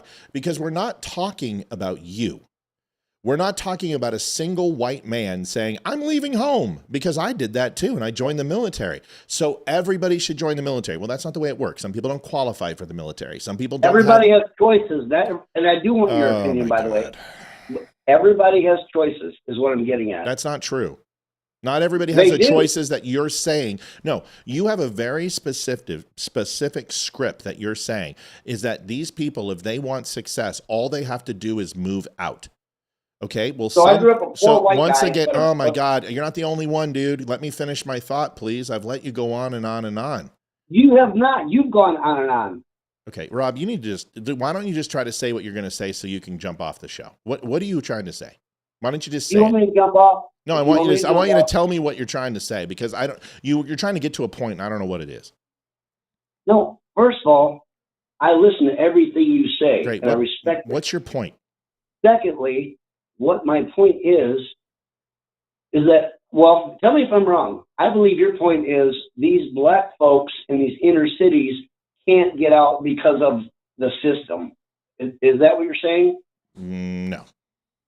Okay, then I took it wrong. That's what it sounded like. Okay. So that's not what I said. Explain that to me and I'll shut up. Sure, I'll try to say it again. Your answer for everything is move out. And I'm letting you know that not everyone has the capability that you do from a financial standpoint, from an education standpoint, from an intellectual standpoint, from an opportunity standpoint, just to pick up and move. It's not as easy as you make it sound. And that is why I asked you, have you ever lived in an impoverished area? That's why I asked you that question. Because if you have, you'll understand that most people don't own, most people rent, most people are not living paycheck to paycheck. In fact, they're deeper than that. So it's not a systemic thing. It is a horrible policy run by liberals to ostracize these neighborhoods in benefit for the rich elitist areas where they get their money, they get their funding, and every 4 years they come in and they promise the world and they do nothing. The infrastructure in these cities are completely torn down. The policing is absolutely surrendered. They don't even go in there anymore. The drugs are rampant. These people go in their homes. They lock their doors. They don't go out at night because they're terrified of getting shot or killed. It is a different lifestyle. And it's not systemic. Systemic. It's conditional. I lived in an impoverished area. I did not have parents. I lived with my brother. I worked for $3.35 an hour. Great. So how am I different than you? Well, you didn't have a family. You didn't have 8 kids. You asked the question. You say I overrun you, and I'm not. You asked the question. How did you do it? I'm answering. I wasn't finished. I was going to ask you, how is that different than an inner city person, which I was an inner city person? How is it different because of my skin color? I'm done. I never mentioned skin color. You did. How is it different?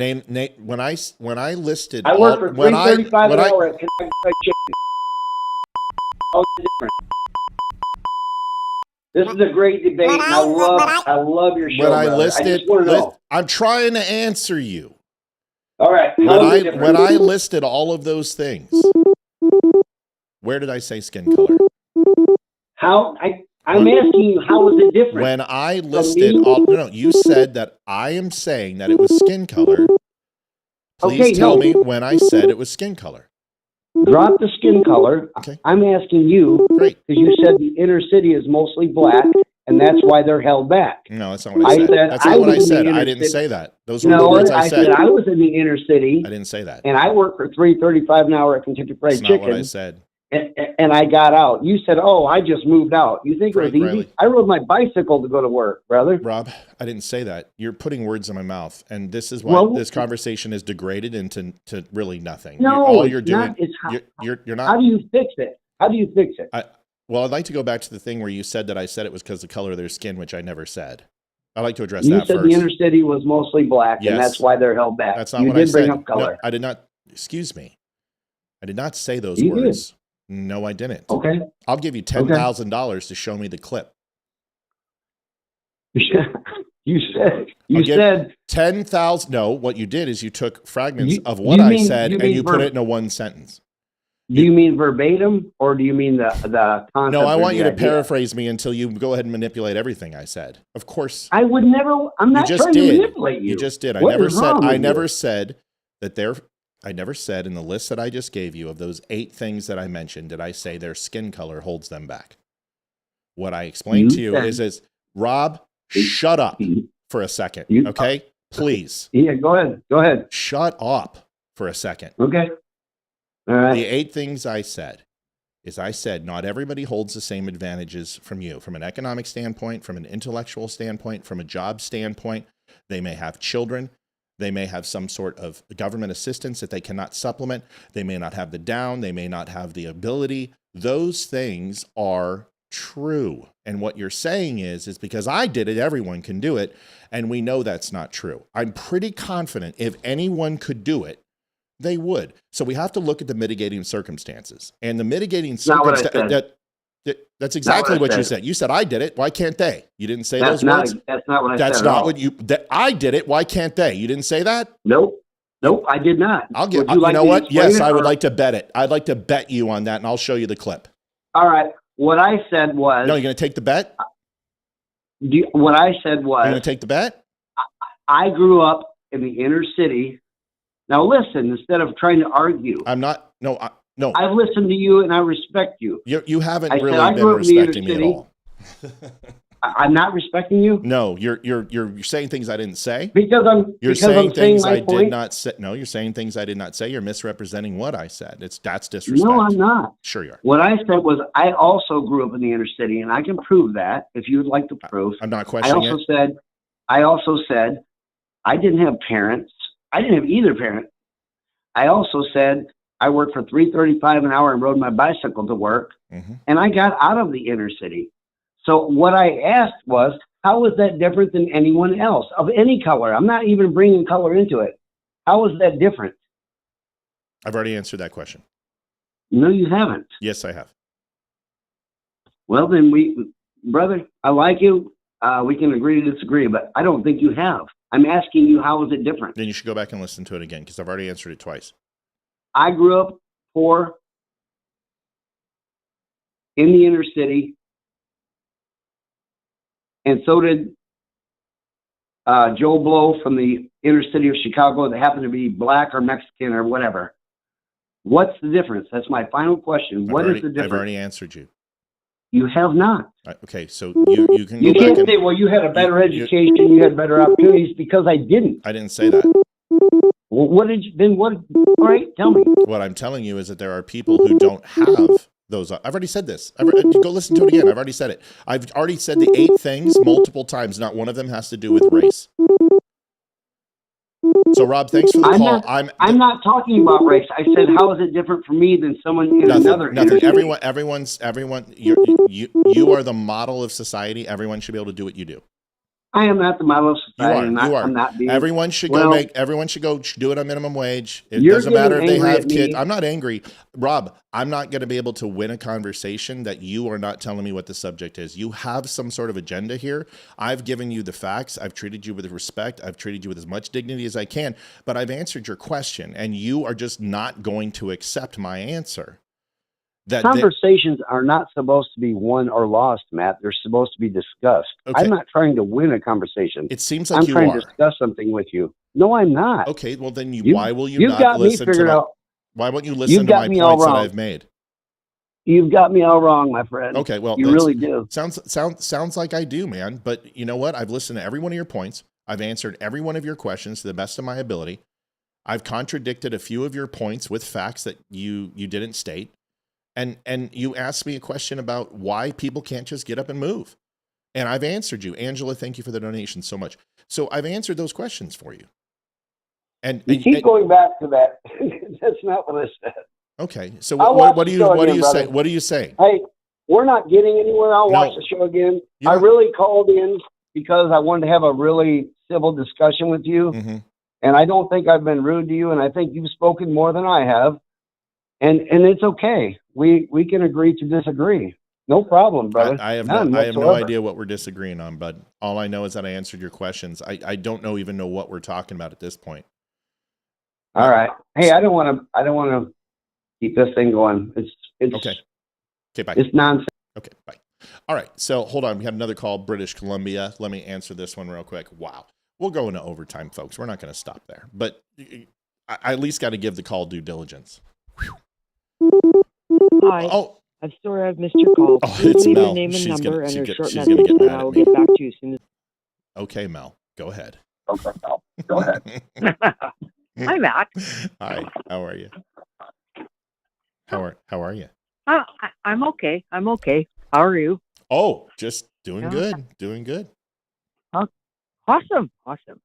I just kind of want to bring this back to the topic that we all started on at the beginning of the night Mm-hmm. to get some answers for all of us confused people out there as to how to react to Charlie's demise and get some grounding and understand, because I know you saw my response to your video this morning, and I'm like, yeah, so where do we draw the line?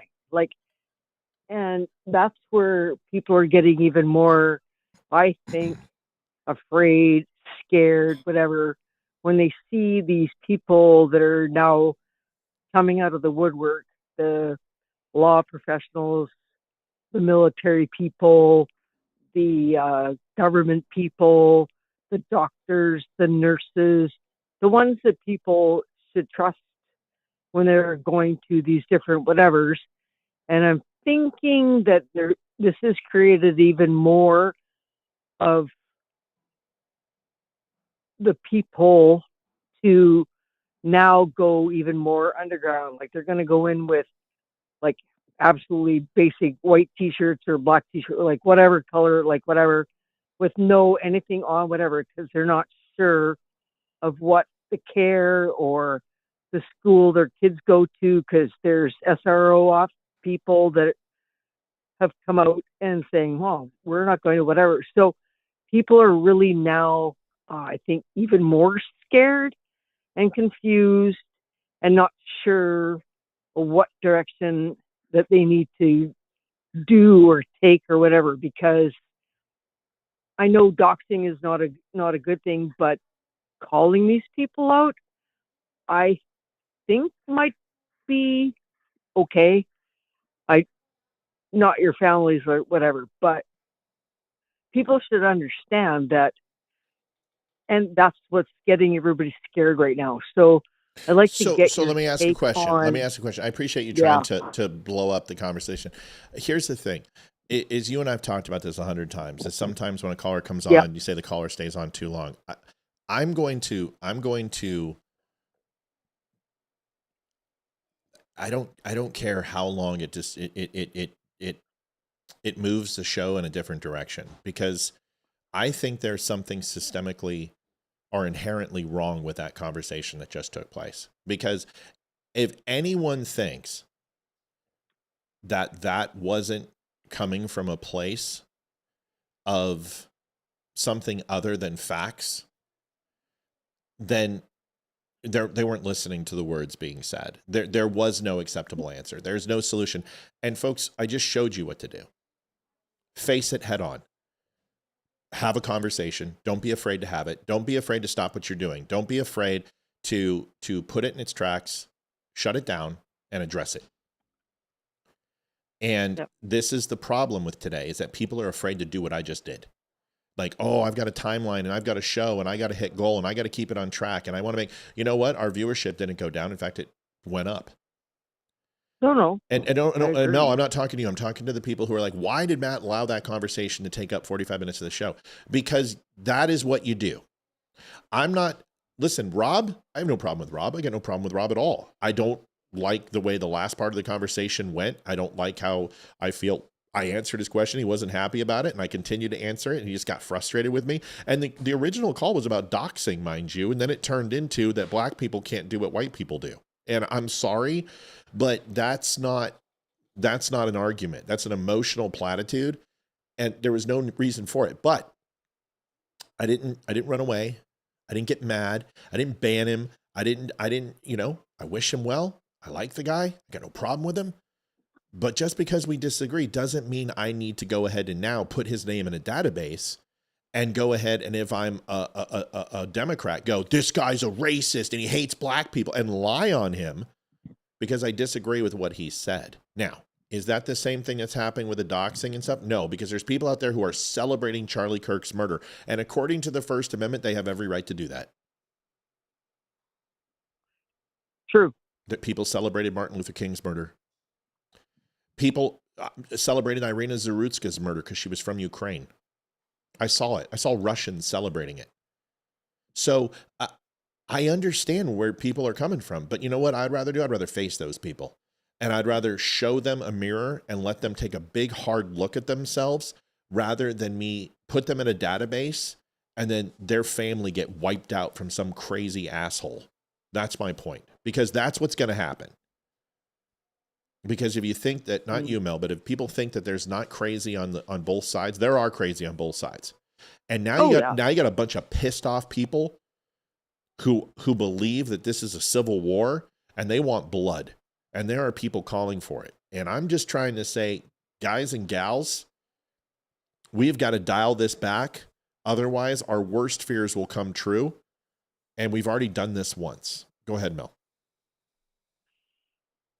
I'm just thinking that because it's the initial reaction to what's happened, and because of the continual doxing and the crap that's gone on in the last 10 years from the other side, and I'm not saying it's a political party, I'm saying it's the evil side of society, and the grooming and the crap that's gone on, because of what's come out now is like they feel it's a bit of a restitution, but it's intellectually lazy though, Mel. Mel, it's just as bad as them shutting down.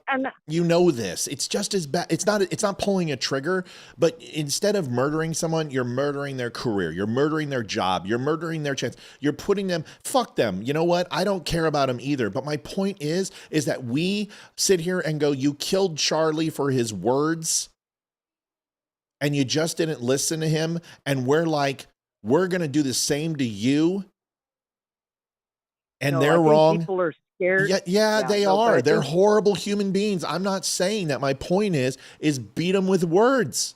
Do what Charlie did. Charlie didn't dox these people. Charlie didn't go and send hit squads after him. Charlie didn't go ahead and swat them. He sat there and he faced them and he looked them in the eye and he said, throw your best at me. I dare you.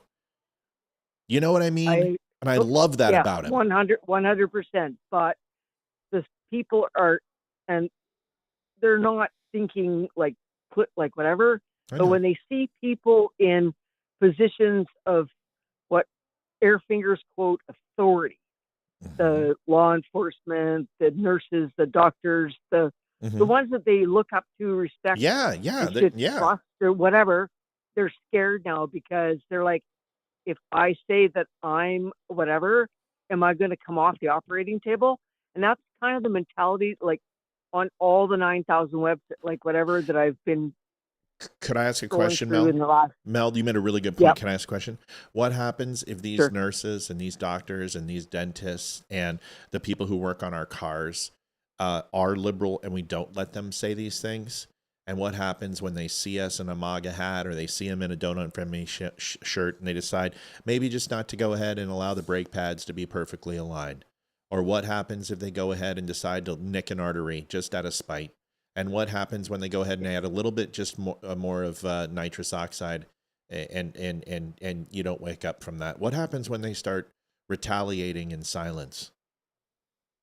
And that's what people are afraid of right now. I know. So that's face just- them. that's- So face them. Face them. Don't make them. Don't put them in. Don't make them feel like cowards. Don't put them in a position where they have to be the thieves' journeyman, right? The thieves' journeyman who goes through the process and goes through the process of stealing, but says it's a noble cause. It's a noble cause to steal and plunder from other people because I don't have it. The thieves' journeyman clause is like one of the worst fallacies ever. I'll justify my inequities based upon how I feel other people owe me. Well, that's what we're doing when we challenge these people and face them and give them a chance to maybe just turn one of them.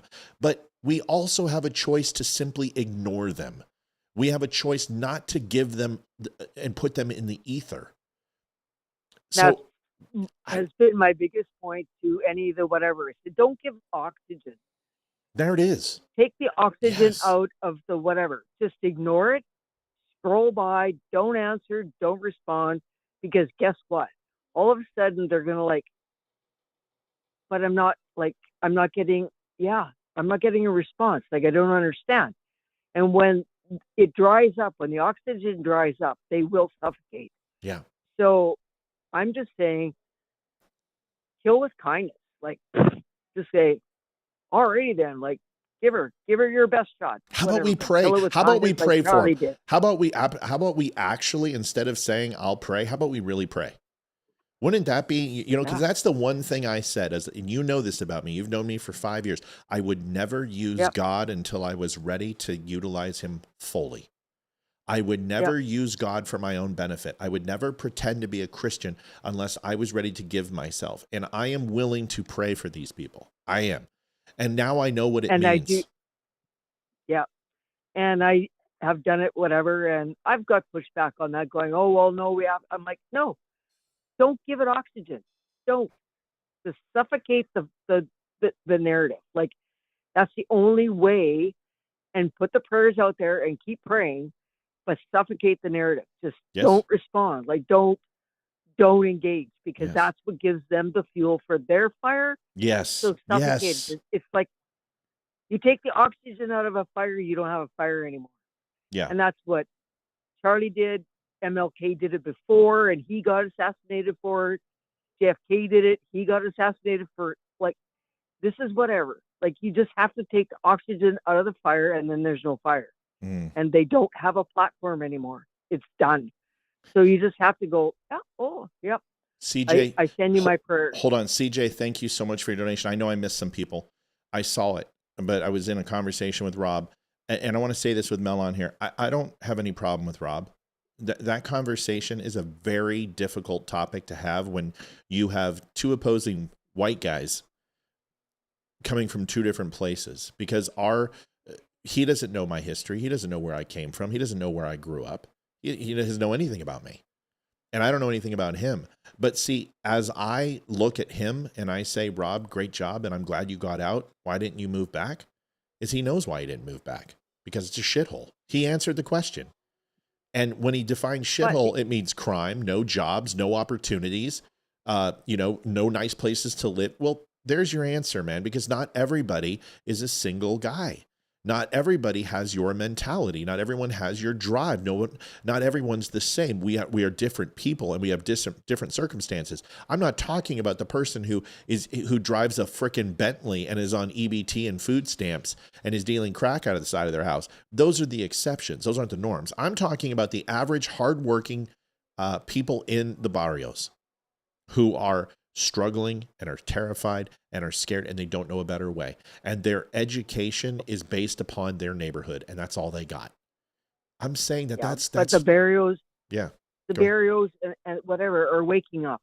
After last week, I guarantee you, and Chicago was already doing it before Charlie's demise, but that's probably sent the biggest wake up call to a whole hockey sock full of people that were fence sitting, not sure of whatevering about how their life was going to go. And this might give them the kick in the ass that everybody needs every so often. Say, hey, get off your ass. Let's go do something. Right. No, I'm with you. And by the way, Rob is Cherokee and Redskin. I forgot. I did forget that part. I don't remember him telling me about his parents. He very well could have, but it was a lot of yelling. Mel, put a bow on this for us. Help me understand before we go. And we are going to go into overtime. We need to. It's Monday night, and there's too much to cover. What else am I missing? You're not missing anything. I'm just saying that the doxing and the whatever, that's going to disappear shortly or whatever, because the other side, our side, or whatever you want to call it, has just basically went to the bottom of the barrel. But it's not going to last long. But I guarantee you, just take the oxygen out of the fire and just give thoughts and prayers to anybody that puts anything bad or blah whatever on your sites or your comments. Say, God bless you, and I really hope that you can find your way. Isn't that the hardest thing to say? That is the most. You are so right, because I've said that today a couple times where I just said, "Listen, man, I hope things work out for you. I hope you find a way to get to your happiness level, man. And I know this is frustrating you, and I know you're pissed at everybody right now, and I'm one of them. But I seriously hope things get better for you." And he's like, "Fuck you, motherfucker," and I'm like, "It's cool, dude. Like I said, I'm here for you any way you need me to be." And it's amazing and that's all you have to do. How much courage that takes for a human being to do. Because you're like, you know what I do with people? I'm like, well, you won. You sure made me look dumb, or I'll do, wow, convincing. And then I just won't come back to the thread. Walking away is sometimes the smartest move you can make. And it's the most damaging to that other person, because they're like, I had people who try to get me engaged, 12, 13 posts. They try to get me to engage. And once you cross a line with me, I just stop engaging with you, and it infuriates them. I'm telling you, folks, silence sometimes is the best medicine for these people. It is. Silence is golden. Just take the oxygen out of the fire, and the fire will go out. It's going to take time, but just be patient. Follow your heart. Follow your God. Have prayers for these people, because they know not what they do. So it is what it is. Thanks for jumping in. I hope you weren't cursing at me. Matt, get off the phone. I think you were. No, of course not. Right. I love you. Love you too. Cheers. Bye. Michael Wismer. Yep. Love you. Appreciate you, Mel. Celebrating my 66th birthday today. Happy birthday, Michael. It's good to see you. I hope Rob sticks around. You know what? A tough conversation, man. It's a tough conversation. We disagree. We disagree on some things. But in the end, I don't know. I've lived with a lot of different people. I've had a lot of different friends. I've lived in a lot of different places. And I've just learned that it's not as easy as we all like to think it was for us, because it wasn't easy for us either. And if you assume that everything you've done in life is just because of you, I don't know, man. I give more and more credit to the people around me. I give credit to my parents. I give credit to former employers. I give credit to the shitty customers I had. I give credit to ex-girlfriends and my family. And I give credit to y'all. I mean, we all learn from each other. So listen, good. He hung in there. It was a good conversation. Hopefully he sticks around. All right.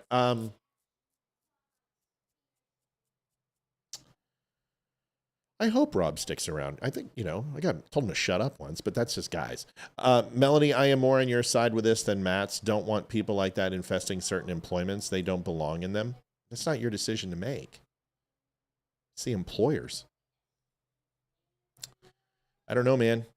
I know my employees. and I knew my employees, and if they don't bring it into work, I don't care what they think. Let me ask you a question. Should we dox people for being gay? We don't agree. Our Christian religion, we don't necessarily agree with that, right? Should we dox them? Can you guys close my door or something? It's really loud. Do we dox people for being gay?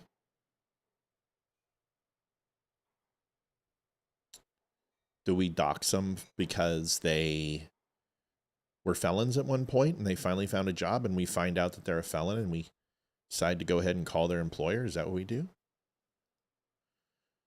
Do we dox them because they're not Christian? Do we dox them because they have blue eyes versus green eyes?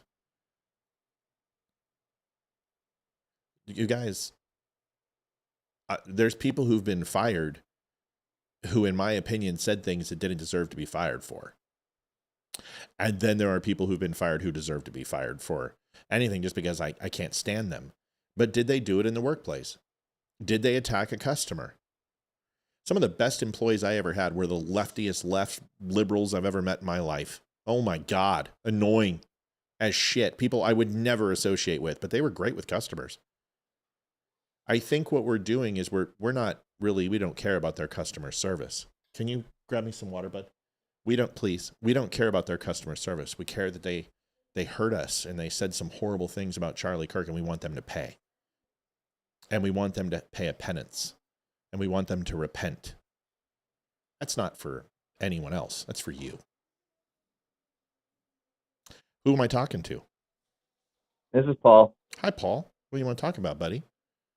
I just wanted to call in and commend you on coming. I've been kind of in and out tonight with my daughter's volleyball game and stuff like that. But hold on, let me put you on hold. I'm going to get you right back in 5 seconds. Hey, we're putting you on hold. We're going to have another call. We'll be right back. Okay, Paul, go ahead.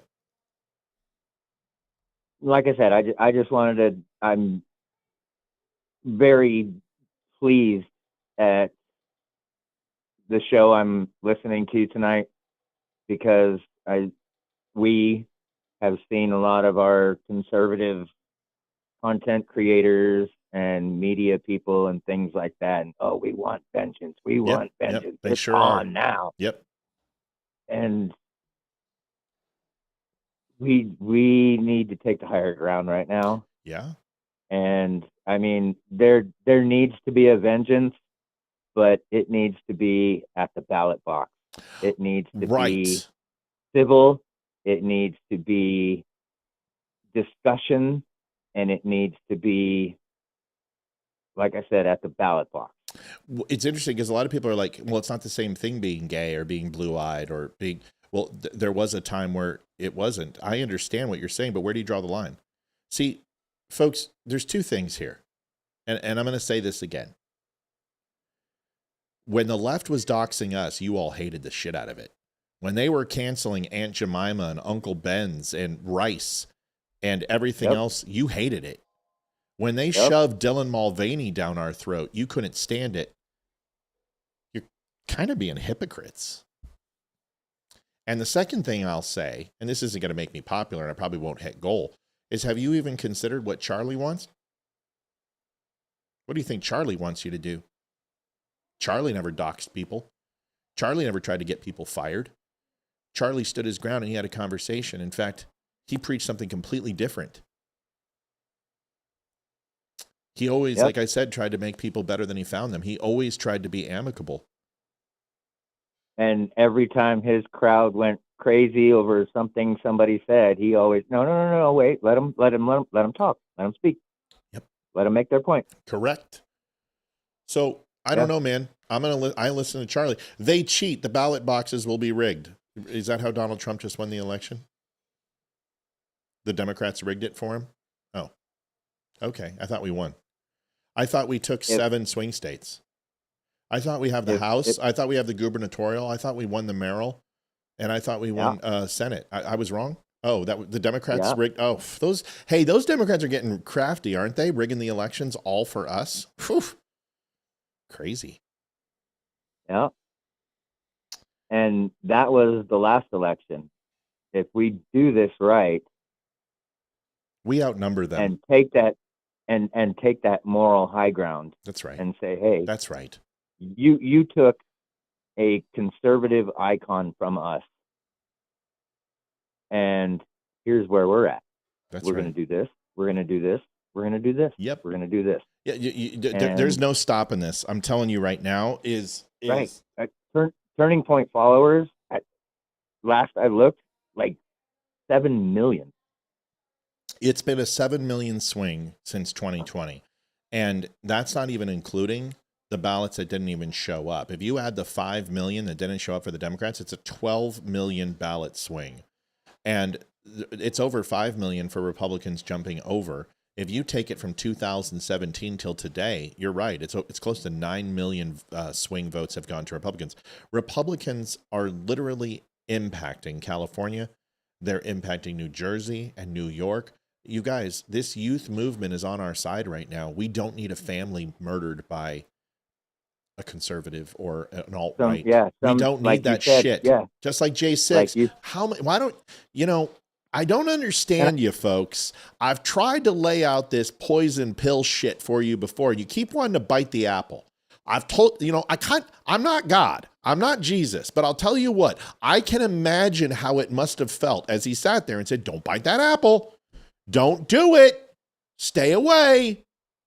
And I keep telling you guys not to do it and stay away. And I'm not God. I'm not Jesus. I'm not being sacrilegious. I'm just saying, if you want to emulate somebody, be a carpenter, right? Be a carpenter. It's good company to keep. I know you are.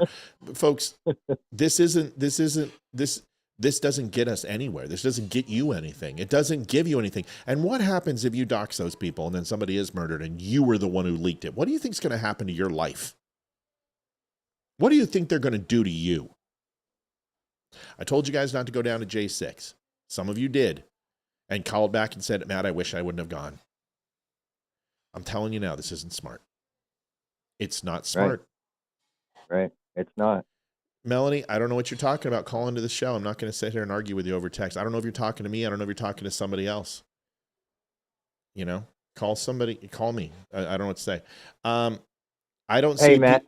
Paul, thanks, buddy. I'll go ahead and let you go. Yeah, I just wanted to commend you on your approach to this, and I was really hoping that this is the route you were going to go with it. Working on it. Yeah, congratulations, brother. Thanks, buddy. Appreciate it. Hopefully when you disagree, but you still feel the same way, you know what I mean? Yeah. Yep. That's important. Tell your wife I said hi. I'm sure she's waiting to hear that from me. Love you, buddy. Bye. All right. So I got a wireless caller. I got to call back. I'm going to stay on. I'm going to keep going. I mean, I'm loving this. I don't consider people being fired from their jobs as violence. Imagine you getting fired for you saying something on the internet. How would you feel? Hi, caller. I'm sorry. We got on a long call with Paul. Who are we talking to? And do you still have a minute to talk? Oh, what's going on, Matt? This is Ramon. Ramon. Oh, what's going on, man? You called back. Yes, I did. Oh, man. Listen, I've been looking forward to you. I've been waiting for you to call. I'm just going to shut up and let you talk, man, because I've been waiting for you. What do you want to chat about, man? I don't know. What I wanted to touch bases on just life, this whole life stuff. So yeah, I remember the last conversation we had. You asked me what is what's going to be the solution? Yeah. And I feel how you feel. I feel like is this going to be God and just us sticking as a people and stop dividing? You know what I'm saying? And I wrote in your comments, you know what I'm saying? I just threw it out there. It's like, do y'all hate me? I said that because the whole black and white thing, I hate the titlement.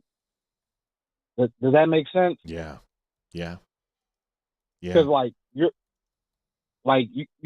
American, right? I am. This is the only country that you know, right? No, I've been to 26 different countries. Oh, I did not know that. Yeah, I'm world traveled, man. I've been to 26 and I've lived in 4 different countries, and I've lived in pretty much all the states except for 3, at one point or another, whether it be for a couple nights or for a longer time. But I'm saying you was born here though, right? Yes, sir. I was born in the United States, but I've been all over the world. Okay, cool. That's and that's what I'm saying. Like the whole entitlement with the like I said the African American. Mm-hmm. I don't know no parts of Africa. Yeah, me neither. I don't either.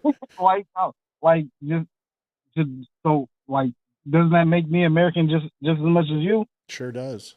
Yeah. And like, if you was bleeding, wouldn't we bleed the same color? We would. Yeah. So then why are we letting, I want to say, like, the higher up still control us like this? Well, there's a reason for that. So I want to answer one of my callers' questions, or one of my listeners, and then we're gonna dive into it because this is gonna be a damn good conversation. Angela Ashton says, "Is there a difference between free speech and hate speech?" No. There's no such thing as hate speech. There's only speech you don't like. Right. And if the ACLU can go ahead and defend the Nazis, I think we can tolerate some assholes who are talking some really stupid shit about Charlie Kirk, because I think Charlie Kirk would laugh it off. I don't think Charlie Kirk would give those people the time. You know what I think he would do? I think he would say something else and say, "Why do you hate so much?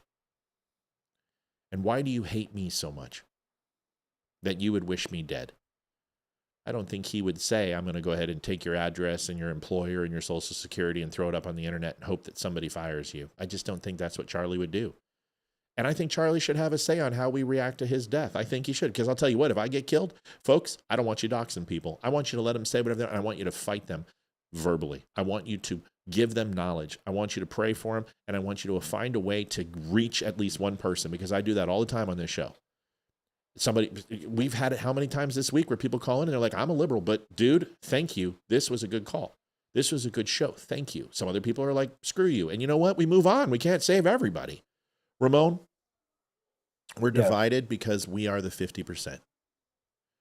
And they have found a way to create the Crips and the Bloods, the Microsofts and the Apple, the Coke and the Pepsis, the haves and the have-nots, and base it upon skin color and socioeconomic status.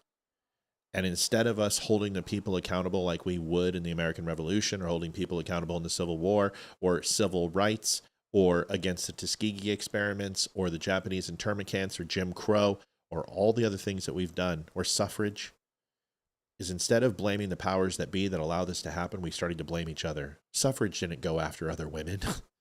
Civil War went after their brothers and their fathers because they found a way to divide us once again. And we have fallen from the same trap. And now it's the media and it's the politics that say that you are not my brother and I should fear you because you're different than me. And dude, I'm here to tell you, I'd stand shoulder to shoulder with you. I've only talked to you one time, but I guarantee it that if you and I lived next to each other, we'd be thick as thieves.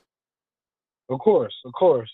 You know, I'm a cook, so that's what I do. So like, Wait. What type of cook? Are you a chef or a line cook? I'm a chef. I do both, actually. Are you a sous chef? You a bakery chef? What type of chef are you? So right now I'm working for this catering company. Good. And, I also picked up, I got another child on the way, so I picked up another job. So what's your favorite thing to cook? Like if I invite you over and I'm like, I got some Virginia whiskey and a couple cigars here, what are you gonna cook? Okay, so all right, we got Thanksgiving coming up. Boy. I throw down. So I do 2 different type of turkeys. I do a regular one and then I do a Jamaican jerk one. Oh, dude, I love Jamaican jerk. Now let me tell you. All right. I barely could like get some for myself. That's how good it is. But everybody eats it. Yeah. But I'm also known for my shrimp boils. Food, you know what? I'm glad you said that. Yeah. Food and drink brings people together. Yeah. Breaking bread, man. I feel like if we all just got together one day and just had like a major, like just rager, not like crazy rager, but you know what I'm saying? We eating, we sipping. I feel like we could get to know each other. Mm-hmm. and get to understanding that we're no different.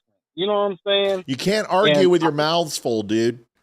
No, you can't. And good food shuts people up. I like the point that you brought up because I've been on both sides of the field. Like I told you before, like I was adopted. My father, who adopted me, he was in the military for 20 plus years. You know what I'm saying? What did he do? Well, hold on a second. Hold on. Ramon, got a question I got to answer too. I don't want to interrupt. I want to talk about your father. I want to do that, but I got to keep the show going. Barbie and Austin, good to have you here. First time seeing you. Do you want people working for you and representing your business who threaten physical harm? No, because that isn't free speech. That's a threat of violence. That's against the law. Saying you don't like Charlie Kirk or you're excited that he's dead is horrible and terrible and should never be said, but it does, and it's allowed under free speech. See, the difference is you guys are muddying the lines. You're crossing the line with law and protected speech. I didn't say you have to like it. I didn't say you have to celebrate it. I didn't say you even have to cozy up to these people. I didn't even say you have to have good feelings about these people. But what you shouldn't do is try to destroy their lives because they say things that you don't agree with. I understand. Listen to the words coming out of my mouth. I get it. I'm telling you that it's still speech. If they're threatening people, that ain't speech. That's violence. And that is not, no, I don't want people working for me that way. And if you want to report somebody from another state who says something that's violent, I report people to the FBI about 100 times a week who make death threats against me, my family, or the President of the United States, or anyone else. I report those people. I'm not saying don't do that. But what you're saying is you don't like what someone says, so you're going to take their personal information, you're going to put it in a database and allow other people from nefarious means go after these people to try to destroy them financially or, God forbid, hurt them. And no, I'm not okay with that because I don't want to see any of you in jail, and that's what's going to happen. If somebody takes that information that you provide and they go and they hurt that person, you're going to be responsible, and I don't want that for anybody. Ramon, what branch of the service was your father in? Did we talk about this? No, so he started off. He was a Navy. Okay. I think I want to say he did like 10 years, maybe at first, and then he transferred to the Air Force. Oh, did you go overseas at all with him? No, this is like way before my time because, like I said, he was born in 1935. Okay. Did he marry an Oriental girl by chance? No. Married woman from the States? Yeah, they were both from Michigan. Okay. So like when they adopted me, they were already like in their 50s. You know what I'm saying? Yeah. So like I grew up, we was listening to 107 105.7 like of the old school jams from the 60s and stuff. But it was just, the one thing he always taught me though was like, don't let nobody disrespect you and take you out your character. You know what I'm saying? Yeah, that's a good point you just made. Someone just did. Should I let him take me out of my character, or should I be good about it? You should be good about it. It's just all right. Then I'm going to try to be good about it. Okay, let me do it real quick. So Melanie, you just asked me. So when are you inviting your sister over? So when are you going to stop trying to hurt me for no reason? Right. When are you going to stop trying to hurt me? It's not the first time. I expect better of people, and that has nothing to do with what I'm saying.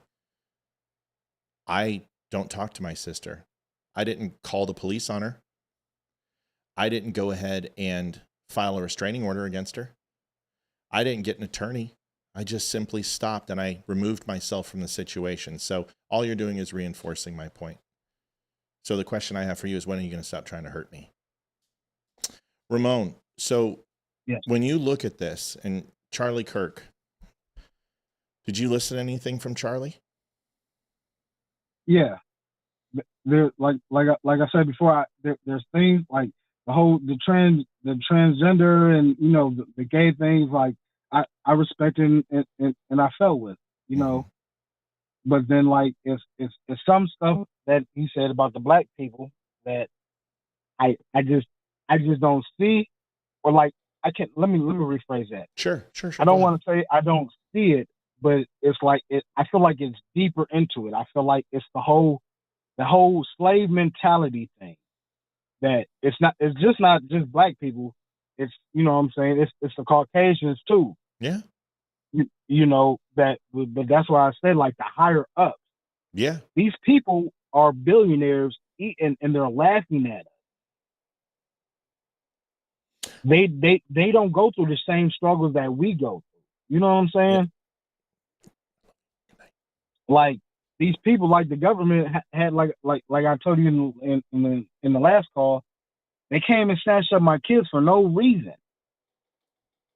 So when we talked about that, now I got to address Melanie. Melanie, then if that's true, then you know damn well I didn't know that. But you have been arguing with me about this all night, if I'm not mistaken, or you're talking to somebody else. Please put yourself in my situation. Recognize that question, after you were addressing me on several different things, I believe, about this topic, is how can you expect me not to think exactly what you just said? Do you understand? So if I'm wrong, I apologize. But it seemed like that you were coming after me. Tell me I'm wrong. Okay. Okay, fine. Wait, I am the sister to be invited. Okay, I didn't know that, Melanie. Okay, I'm taking it from Rob. I'm trying to run a show. I'm trying to hit goal. I didn't know you weren't talking about me. You have come at me before when you disagree with me. I assumed you were taking a low blow. If that's not what you were doing, then I am 100% wrong, and I apologize that you weren't bringing up my sister. It's obviously a very, very sensitive topic for me, okay? So I was wrong. If you're telling me that, I believe you, and I am sorry. I apologize. Okay. Okay. I'm sorry. So Ramon, why, we were talking about this last time. Why did they take your kids away? Walk me through it. All right. So, my oldest son, he receives a disability. He's on an IEP. We just moved to a different city in a different school zone. Now, everything's been on record with him from the jump. And I had him in programs since he was a baby, for real. They took whatever he said as like it was word, like it was facts, which nothing was facts about it. And I just felt like if they would have talked to me about it, they would have understood. If they would have looked into his records, they would have understood. He has an active imagination. Was it CPS who grabbed him? Yes. Walk me through it. How did it happen? Did they hit you at work? Did they have a detective with it? What happened? So no, I was at my house, my new house that I just moved into. I was hanging out with one of my female friends. I get a call from it was a private call, and they said it was CPS, and they said that you need to find somewhere where your kids could go, or we're going to take them. What? So my first reaction was, I'm going to the school, which the school is like 2 minutes away from my house. I went to the school and grabbed up my kids because I'm like, what are you talking about? You're going to take them. You know what I'm saying? So I got them out of the school, and they called me back and saying, like, you need to turn the kids in because there's allegations that there's bruises all over his body. Mind you, I took pictures of his whole body when I got him out of school. He had a scratch by his eye. Now, my son, he picks at his skin. Mm-hmm. It was no like you know a punch, right? Yeah. But it was a scratch that he did himself. You know, but he was just upset at me. He's mad at me because his mom don't want to get him. Did you get him back? Yes. Are you on any type of probation or CPS in-home plan where they visit and stuff like that, or is that done? No, that's everything's done. In the magistrate, I got the magistrate decision, and what she said was there was no child abuse. Okay. And she said that this is really taken out of proportion for no reason. But the only reason why Children's Service, I guess, got involved, the only reason they said they took their action was because they was involved before. I was like, well, you got involved before because I called you guys. Right. So, because oh man, the mother was leaving them with sex offenders. Wow. You know what I'm saying? Yeah, dude. So it's like, that's what am I supposed to do? You're supposed to do is do what you did and fight for your kids, and you got them back, and you're providing for them. You're expanding your role as a chef. You know, you sounds like you're happy. It sounds like you've got it figured out. It sounds like you're not cut into the woe is me bullshit. You're able to talk to a guy who everyone says we should hate each other. Why? I don't know. I don't know. Some of my best friends are black, and the reason why is because they know I don't give a shit about that stuff. I just don't care. If you're an asshole, I don't want to be your friend. But you know when they say I don't see skin color, and they're like, that's racist. I'm like, you know what, dude? I don't see skin color. I just don't fucking care. I don't look at them and go, oh my God, look at it's a black person. I mean, I've seen black people my whole life. Every time I look in the mirror from the waist down, I see a black guy. So I don't care. I just don't care. I don't care. It was a joke, by the way. You missed the dick joke, but I just don't care. But if you a shitty person, it's just a shitty person. Right. And it very rarely has anything to do with your color, right? I mean, like some of the worst people I met are white. It's true. It's like but there's one thing I did want to bring up. You said earlier, you said, should we dox people for being gay? Yeah. No. What's the definition of dox? So let me explain that question. That was a hypothetical for dramatic effect. I'm not condoning any of that crap. But doxing, what's happening right now is because there are really some horrible fucking people out there. Pardon my French, Ramon. But they're out there and they're saying that Charlie Kirk deserved to die and that they should do the same thing to Trump. And what's happening is well, I know, but a lot of conservatives, what they're doing is that they're getting their name, their reverse 411ing them. They're getting where they work. They're getting their work number. They're getting their social security, their birthdays, their address, and they're creating databases on these people where you can go up and look up and associate with them as their post to get them fired. Well, people are now going to these people's houses. They're now calling in SWATs against them, which means they send in the police because they say that this person has kidnapped a woman and there's a gun to her head. SWAT shows up to the house. So there's some, and now listen, these people are horrible people. There's no doubt I'd probably want to punch them in the mouth. But I'm telling you, it's going to take one of these situations where somebody's going to get shot and it is going to give them everything they want to use against us. Right now, we are sitting in a spot where we have the ground to say, Charlie Kirk didn't do anything except use words. And the moment that we use their tactics against them, something's going to happen and we're going to have to pay the piper and we're going to be the ones held accountable, all of us, because that's all the Democrats want. They want one shooting and they can say, see, you're just as bad as the guy at Charlie Kirk. Don't cry to us anymore. You got a family killed. If that happens, man, we're screwed. Am I right? Didn't the Democrats want to keep us as slaves? Yes. You know that. You know this. You know this is why you have to continue to vote Democrat or you're a traitor to your race. I've been in black families. I grew up in black families. Steve Sparks was one of my best friends. Black as black can be. His dad was Sparky, for God's sake. That was his name, Sparky. And he looked like a Sparky. And I slept next to this kid for most of summers for the most of my young life because we were just best friends. And I got to see what it was like. And I got to see what it was like and how they treated him. They were a mixed race couple, man, and they were ostracized from both sides. And it was just these modern day slave plantations, man. Democrats have no desire to help you. But here's the thing. I don't know if conservatives would be any better, but what I do know is they're not going to lie to you about it. They're going to tell you, you got to do it on your own. You got to do it. Here's how you do it. This is, we're going to give you all the tools. We're going to clean up your neighborhoods. We're going to put law and order back in place, but no government handouts. We'll give you a hand up, but we're not going to give you a handout. I think African Americans black people would appreciate that more than every 4 years being lied to that something's going to change and nothing is done. Now, then why don't we just why as a people, as American people, why don't we get these people out of office?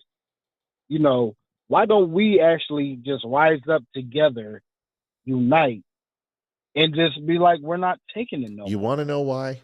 Because they have divided us so much that we don't share the same idols. Because if we both loved Charlie Kirk equally, like Martin or JFK, then we would have. but they have divided us so much that even our heroes are not shared, that we can't even like the same people. And we have to find a figure that will write us together, or there has to be a World Trade Center bombing, or something terrible has to happen that we both agree on. My friend, I don't know if that exists anymore. Thank you, Bobby. I love you for donating. And that's the thing, man. There are no more John F. Kennedys. There are no more Martin Luthers. That's what I was going to bring up to you.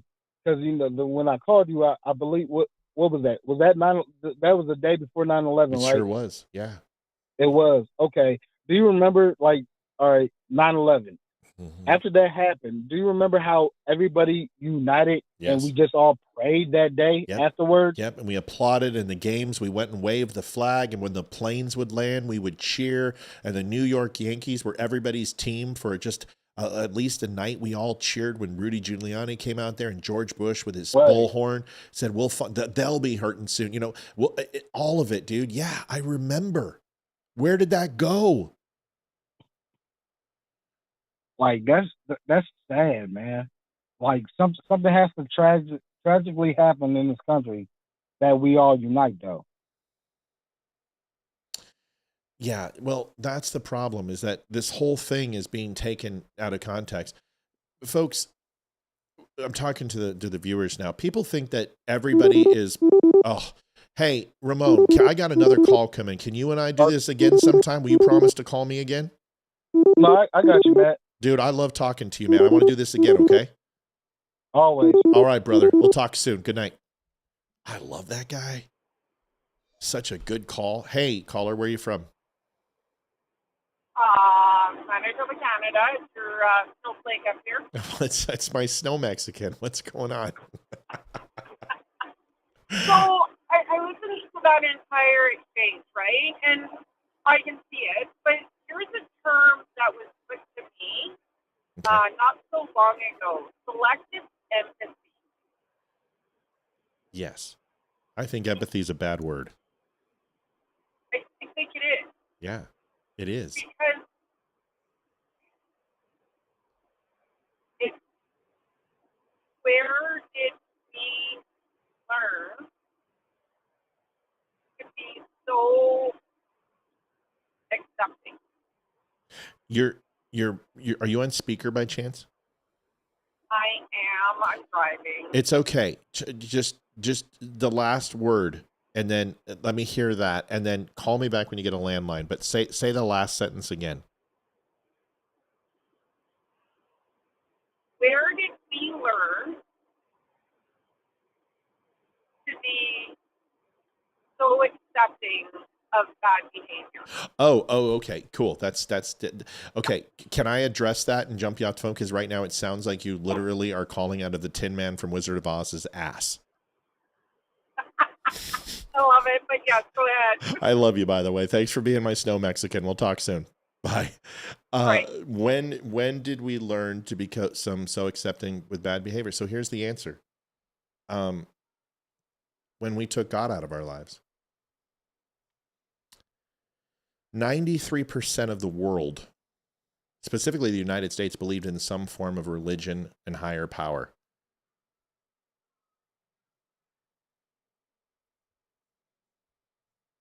And then it dropped to 71%.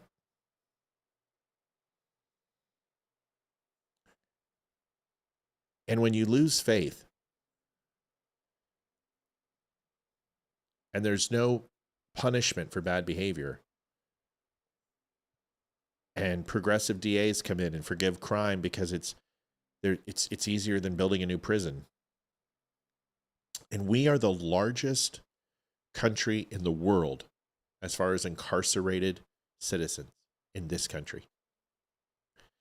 That's incredible. Now you might think that's a really good law. Yeah, but then we're also ranked high in crime. So it's a revolving door. It's an institute of criminal behavior. And when you remove God from the equation and say that God is no longer with us and God is no longer here, and you have this mortal coil to pretty much do whatever you want, unchecked and unmolested, there's no accountability left. So why should we be accountable in life when there was no accountability in death? That's my belief. I believe it's an education system too. I believe they've simplified education into memorizing what you want to learn in order to stay anesthetized. And the thought-provoking material and content that's provided in these systems, these education systems, is really simply just to indoctrinate people to be slaves to the system. It's not designed to be free thought. Do you know they don't even teach Maya Angelou anymore? You know, Catcher in the Rye is considered to be inappropriate.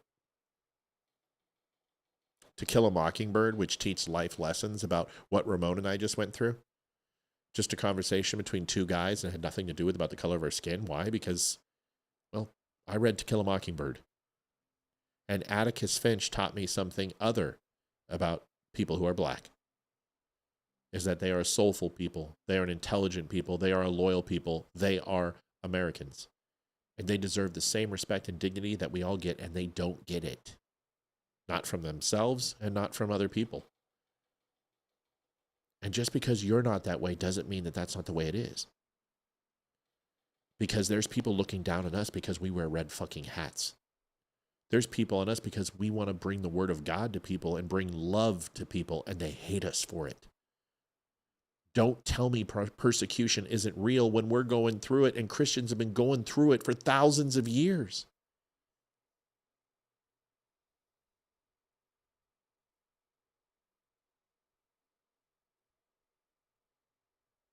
Thank you, John. That means the world to me.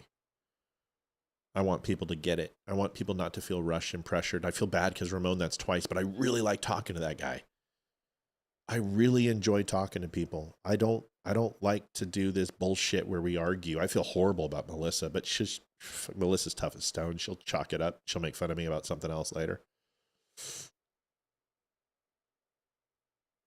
This isn't a show. See, a show is that there's a script and there's a hook in order to sell product. And although we do sell product and we do donations here, excuse me, little heartburn. Ugh, first time I burped ever on the show. We were talking about that. Liv's like, oh my God, I burped on a show before. And I'm like, I've never burped on a show. That wasn't even really a burp. It was like hiccup. It doesn't matter. Point is, I think we've surrendered our values and we've forgotten the golden rules of life.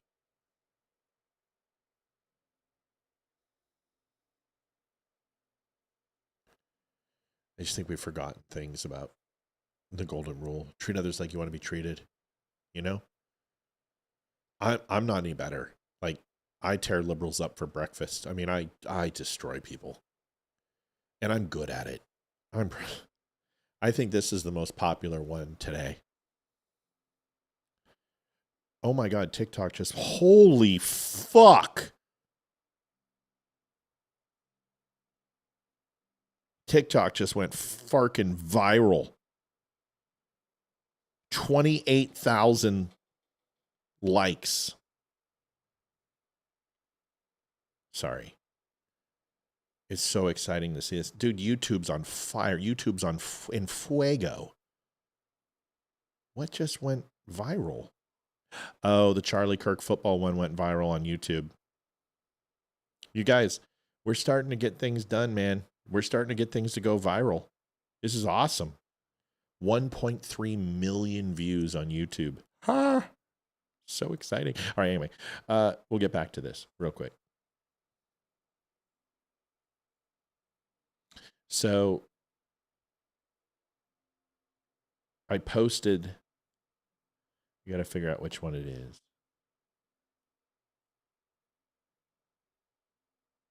Which one was it? And the lady's like, it was something about violence.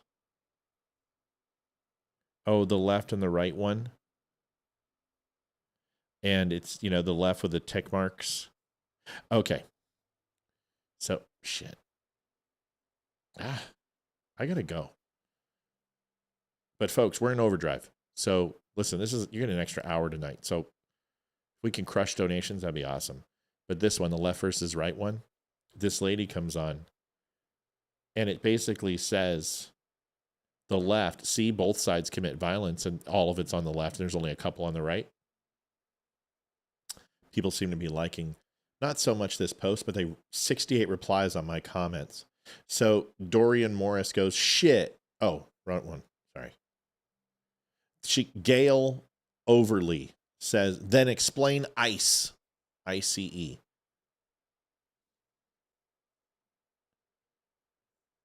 And then I said to her, 101 people laughed and liked it. Ice forms when water cools to 32 degrees, 0 Celsius or below, causing the water molecules to slow down and look into a solid crystal structure. Unlike most substances, water actually expands as it freezes, which is why ice floats. Its molecules line up in a hexagonal pattern that takes up more space than in liquid form. And George goes, lots of laughs. John says, you win the internet today. Fucking hysterical. Jim Bain says, clap, clap, clap. Would this be considered a burn? LOL. Oh, damn. Get her some pain meds. She just got smoked. I just got to meet you one day. You make my day. Love it. Oh my gosh, Matt. This is so funny. Great response for the mentally challenged. Love it. Ha, ha, ha, ha, ha. This was the most hilarious response I read. I can't stop laughing. On the other hand, it makes a lot of sense because what does ICE have to do with political violence? I'm good at it. I've always been good at debate. I've always been good at arguing with people. I've always been quick. Probably should have been a comedian or a lawyer or something like that.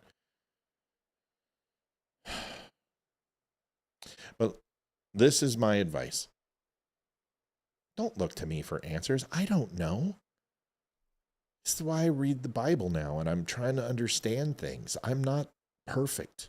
Most of my ideas are taken from other people and an amalgamation of sounding good. I take a little bit from everybody, and then I put it all together, and somehow I look smart. But that's what education is. That's what knowledge is. That's the difference. You think Mike Rowe was born this way? No, Mike Rowe cultivated this over conversations. And I learned early, talk to people. I love talking to people. I love arguing with people. I hope Rob calls back in. I hope he's not mad at me. I mean, we got a little steamy. I just got frustrated. I was like, dude, what do you want me to say?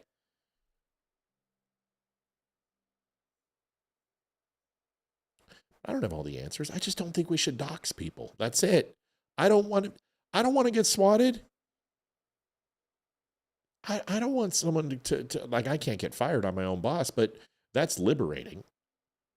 But I don't want any of you fired. And when people say lose a job isn't violence, it sure is. You guys know what it's like to lose a job? You know what it's like to the fear and the scare. Listen, they probably deserve it. They probably do. But do you think that's going to make them love people more or less? Do you think it might just push them over the edge? I read you the book. I read you the comments. You can either do it or don't. That's up to you. 606 number. I have no idea where that's from. Caller, where are you from? What do you want to talk about? Hi. Hi. Who are we talking to? Loretta. It's who? Loretta. Loretta? Yeah. One of my favorite people on the planet. Loretta, how's Kentucky? Oh, it's pretty warm down here. I bet it is. It was hot in Virginia too. It was really hot. Was it 88 yesterday? Oof. And that's a different type of heat. That's like butt sweat heat. Because Kentucky, man, oof. Right down here in the mountains, and yeah, it's been a rough week for me.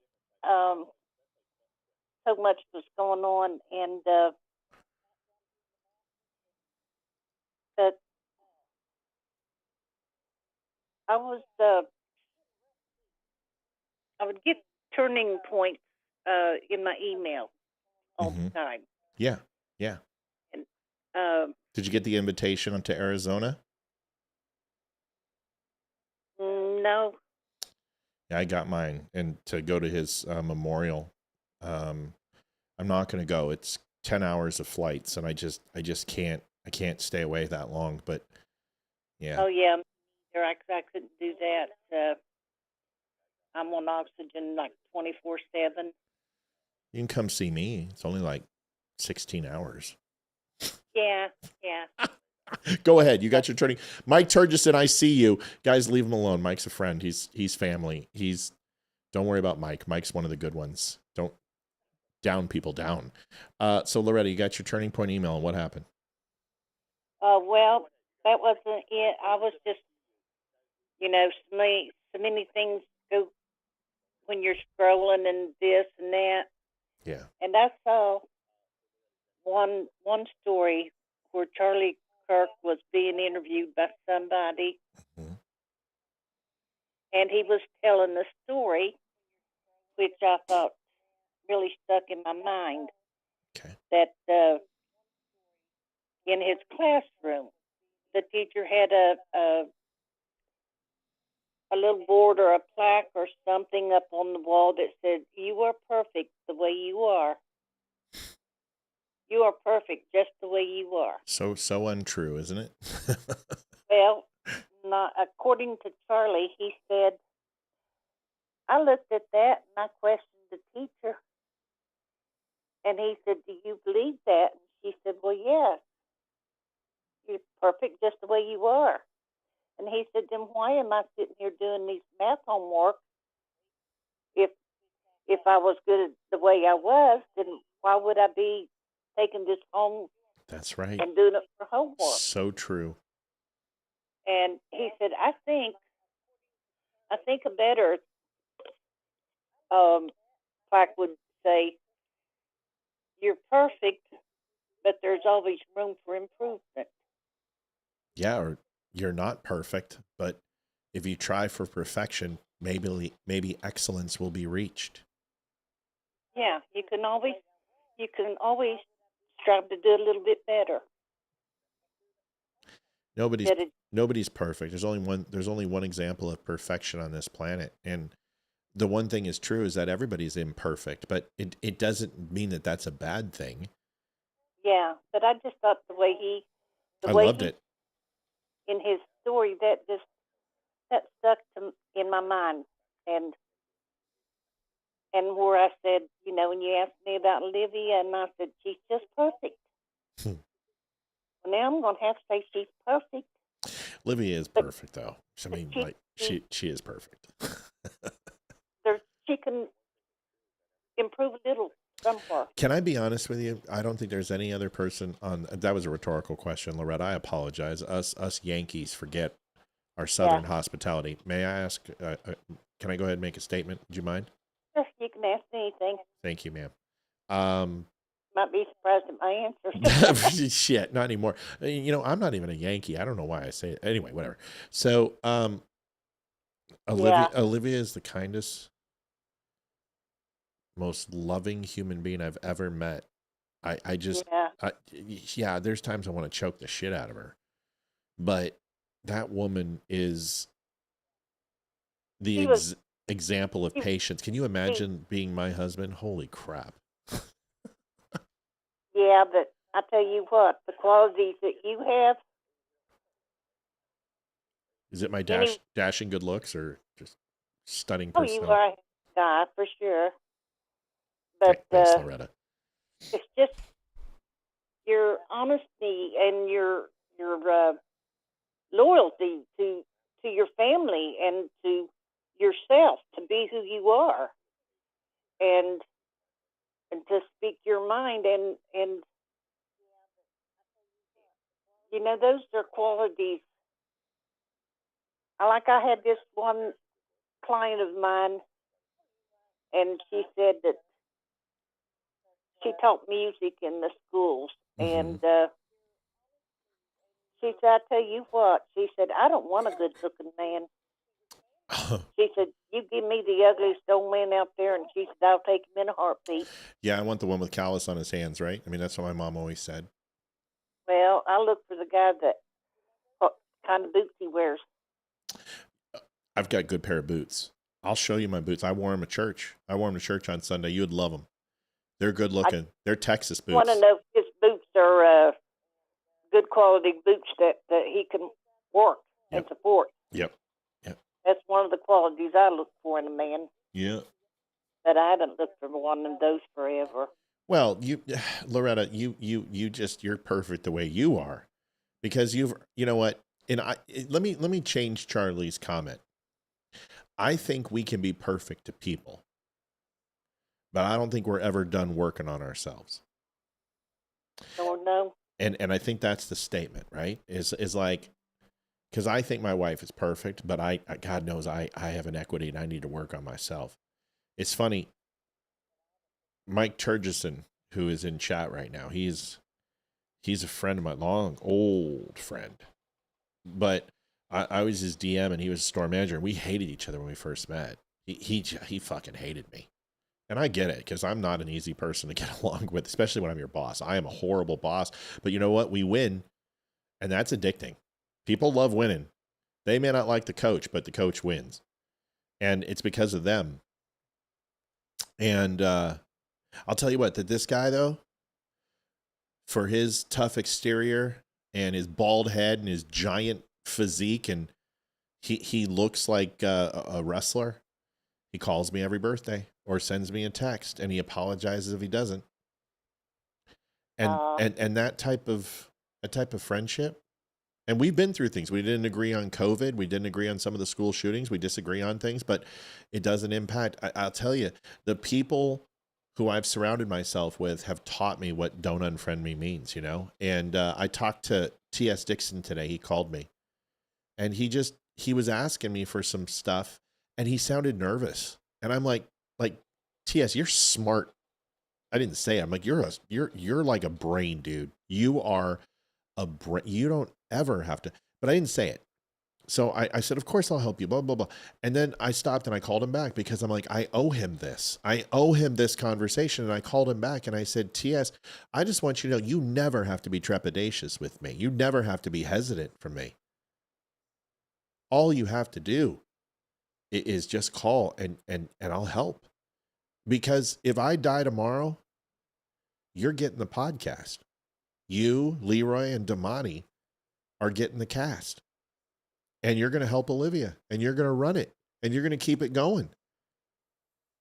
And that's who I am. I tell people what they need to hear, whether it's good or bad. And I don't ever, and the last thing, Lord, I'm going to say, and I'm going to shut up because I keep going, but Arthur Schopenhauer, I'm not a big fan, German physicist, said every parting gives a foretaste to death.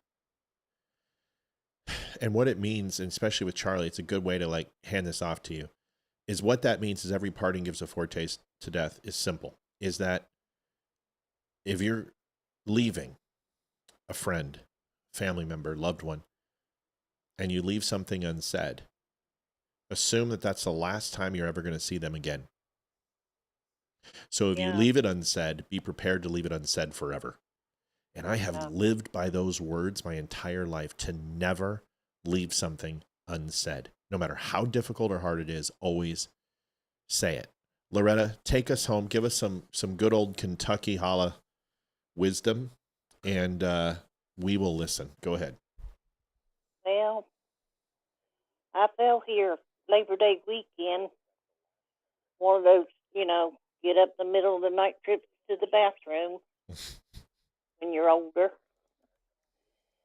And I stubbed my toe on something, and I don't know if I reached to grab my toe or what I done, but anyway, the next thing I know, I fell and landed on my back. My head hit the floor, and I still have a big old goose egg on the back of my head.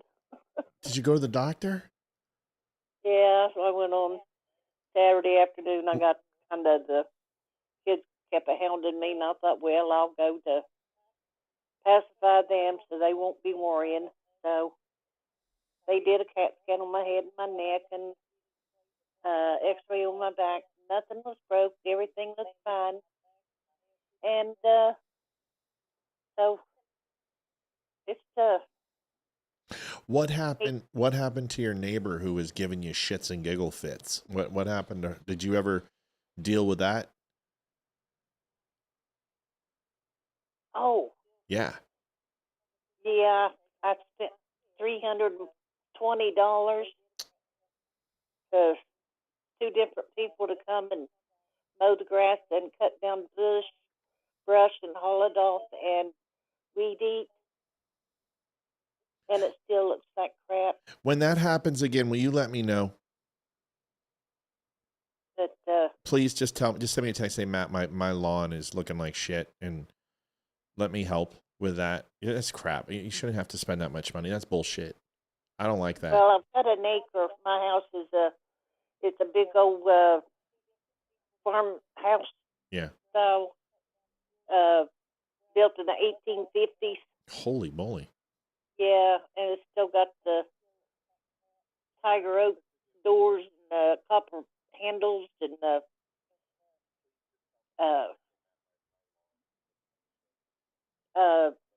it's got a big wraparound porch with the white columns around. Oh, do you have a swing?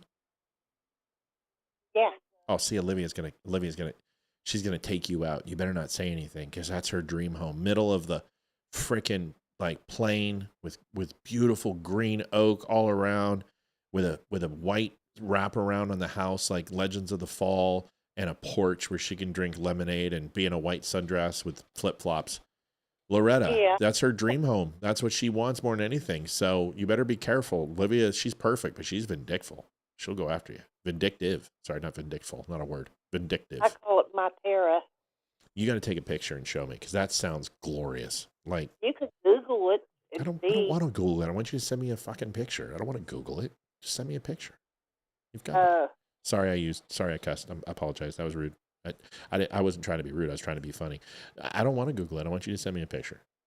I only paid $59,000 for it. What? Yeah.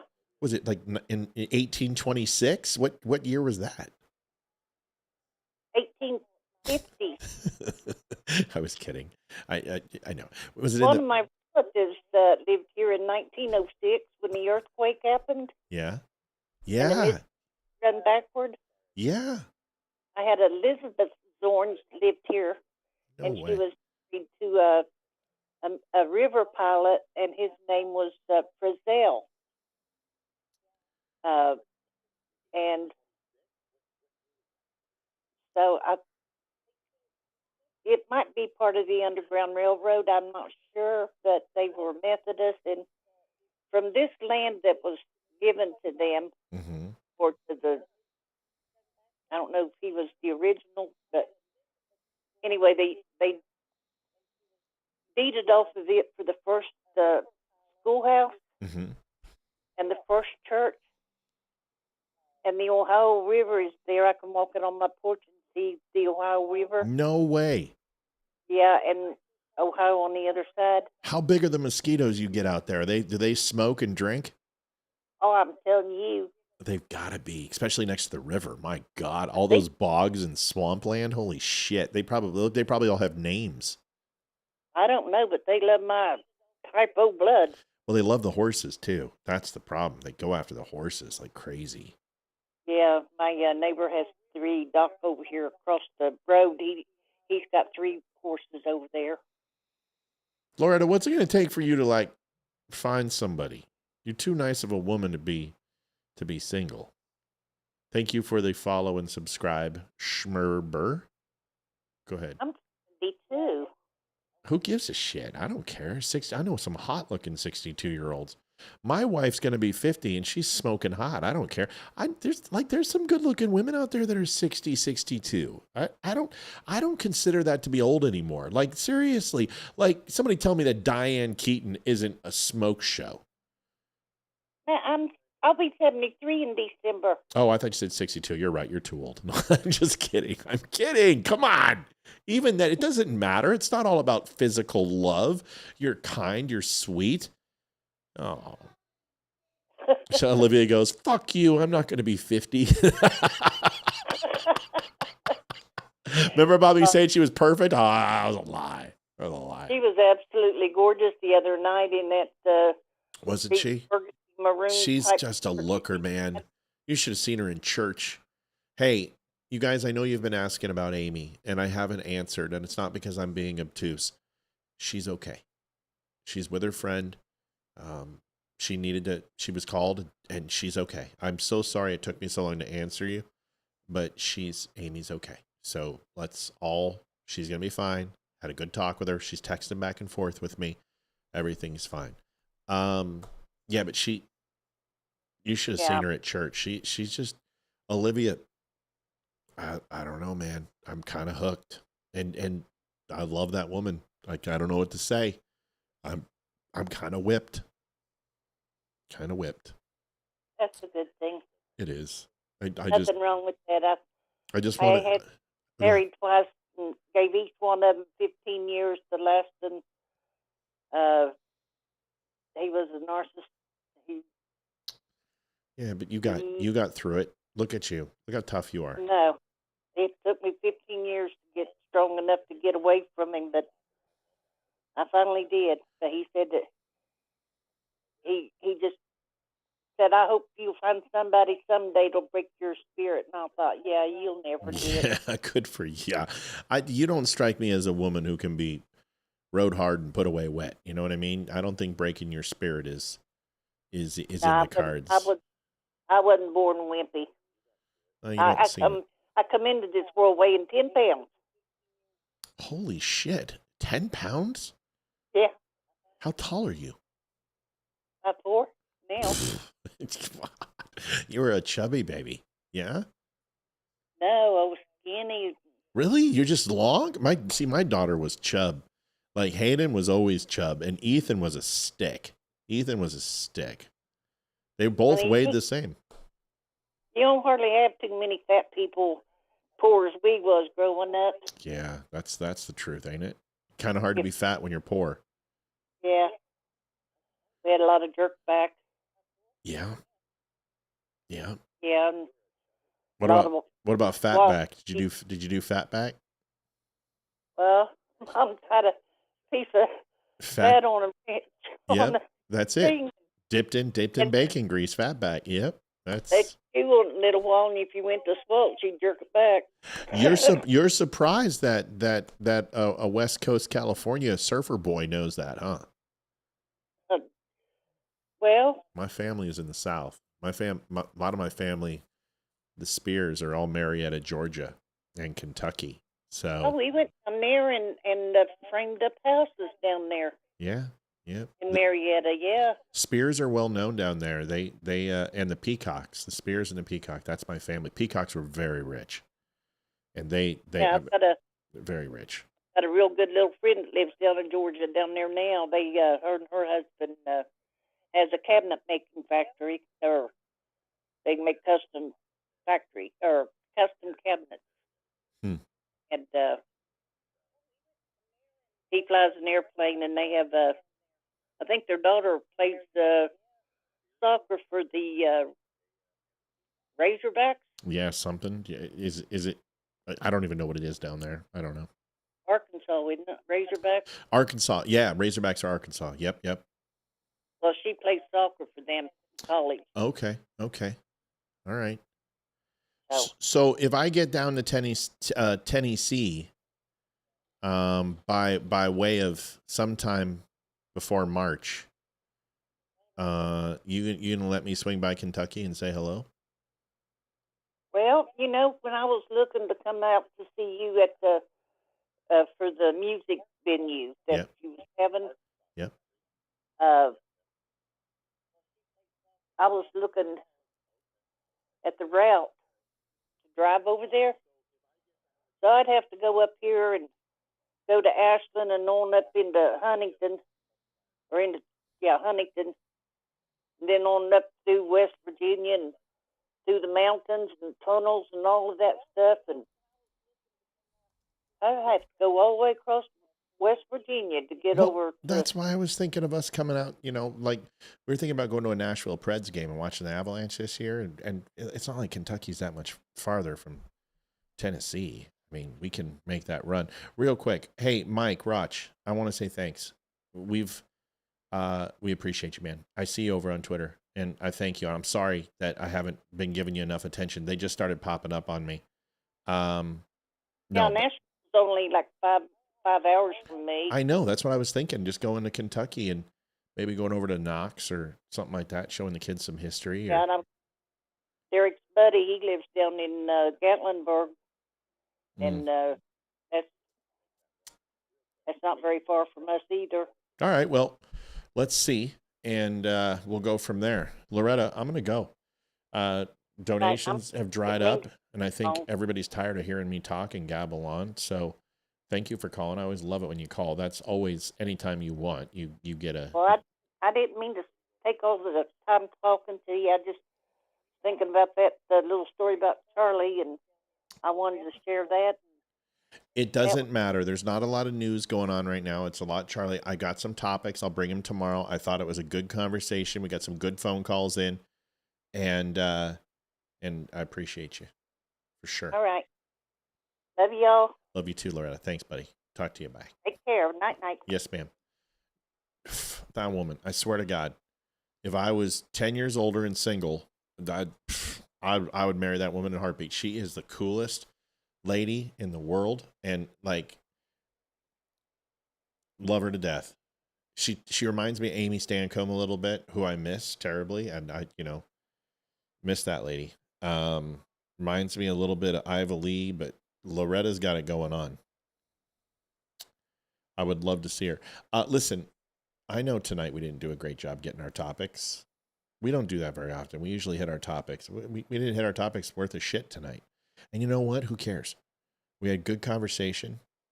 Got some really good conversation. Nobody got hurt. Nobody's upset. Nobody hates life right now. We got 161 on in regular pop. And we've got a lot on Rumble and Wimkin too. And that's good enough for me. Here's what we're going to do. Tomorrow night, we have a guest. Leroy and I have a guest. Olivia will be here. So, no, Leroy won't be. It'll be Olivia and I, and we have a guest. And I believe her name is Michelle, I think. Can't remember. But we're going to bring that to you. We'll have a good one. Then Wednesday, Olivia is going to be on. Then Thursday, it's going to be me solo. And then Friday, it's going to be Olivia and I. I got to talk to Lara Logan and get her booked. She's totally willing to come on. We just got to get her. And I got to talk to her. I just wanted to give her some space. And I might do it next week after the funeral so she can go see Charlie and then come home and kind of get some closure. I want to respect that time for her. So I want to say thank you, everybody, for being on. I appreciate you. These topics that we have tonight, they'll be here tomorrow. They're not going anywhere. It's good, but this is better. Thanks for talking to us. Melanie, I'm sorry I jumped your shit, but it wouldn't be a day that ends with Y unless I did. Did I butthurt anybody else? Ramon, great conversation. Mike over on Twitch, appreciate you.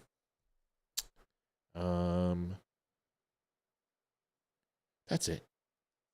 Good night, everybody. Thanks for being here. We'll see you, Olivia and I, tomorrow. Had a good conversation with you tonight. God bless. Adjusting transmitter output. This is the Don't Unfriend Me Show with your hosts, Matt, Leroy, Amy, and Olivia. Geopolitics, military analysis, and election coverage. Coming to you live on all major social media channels at The Dumb Show.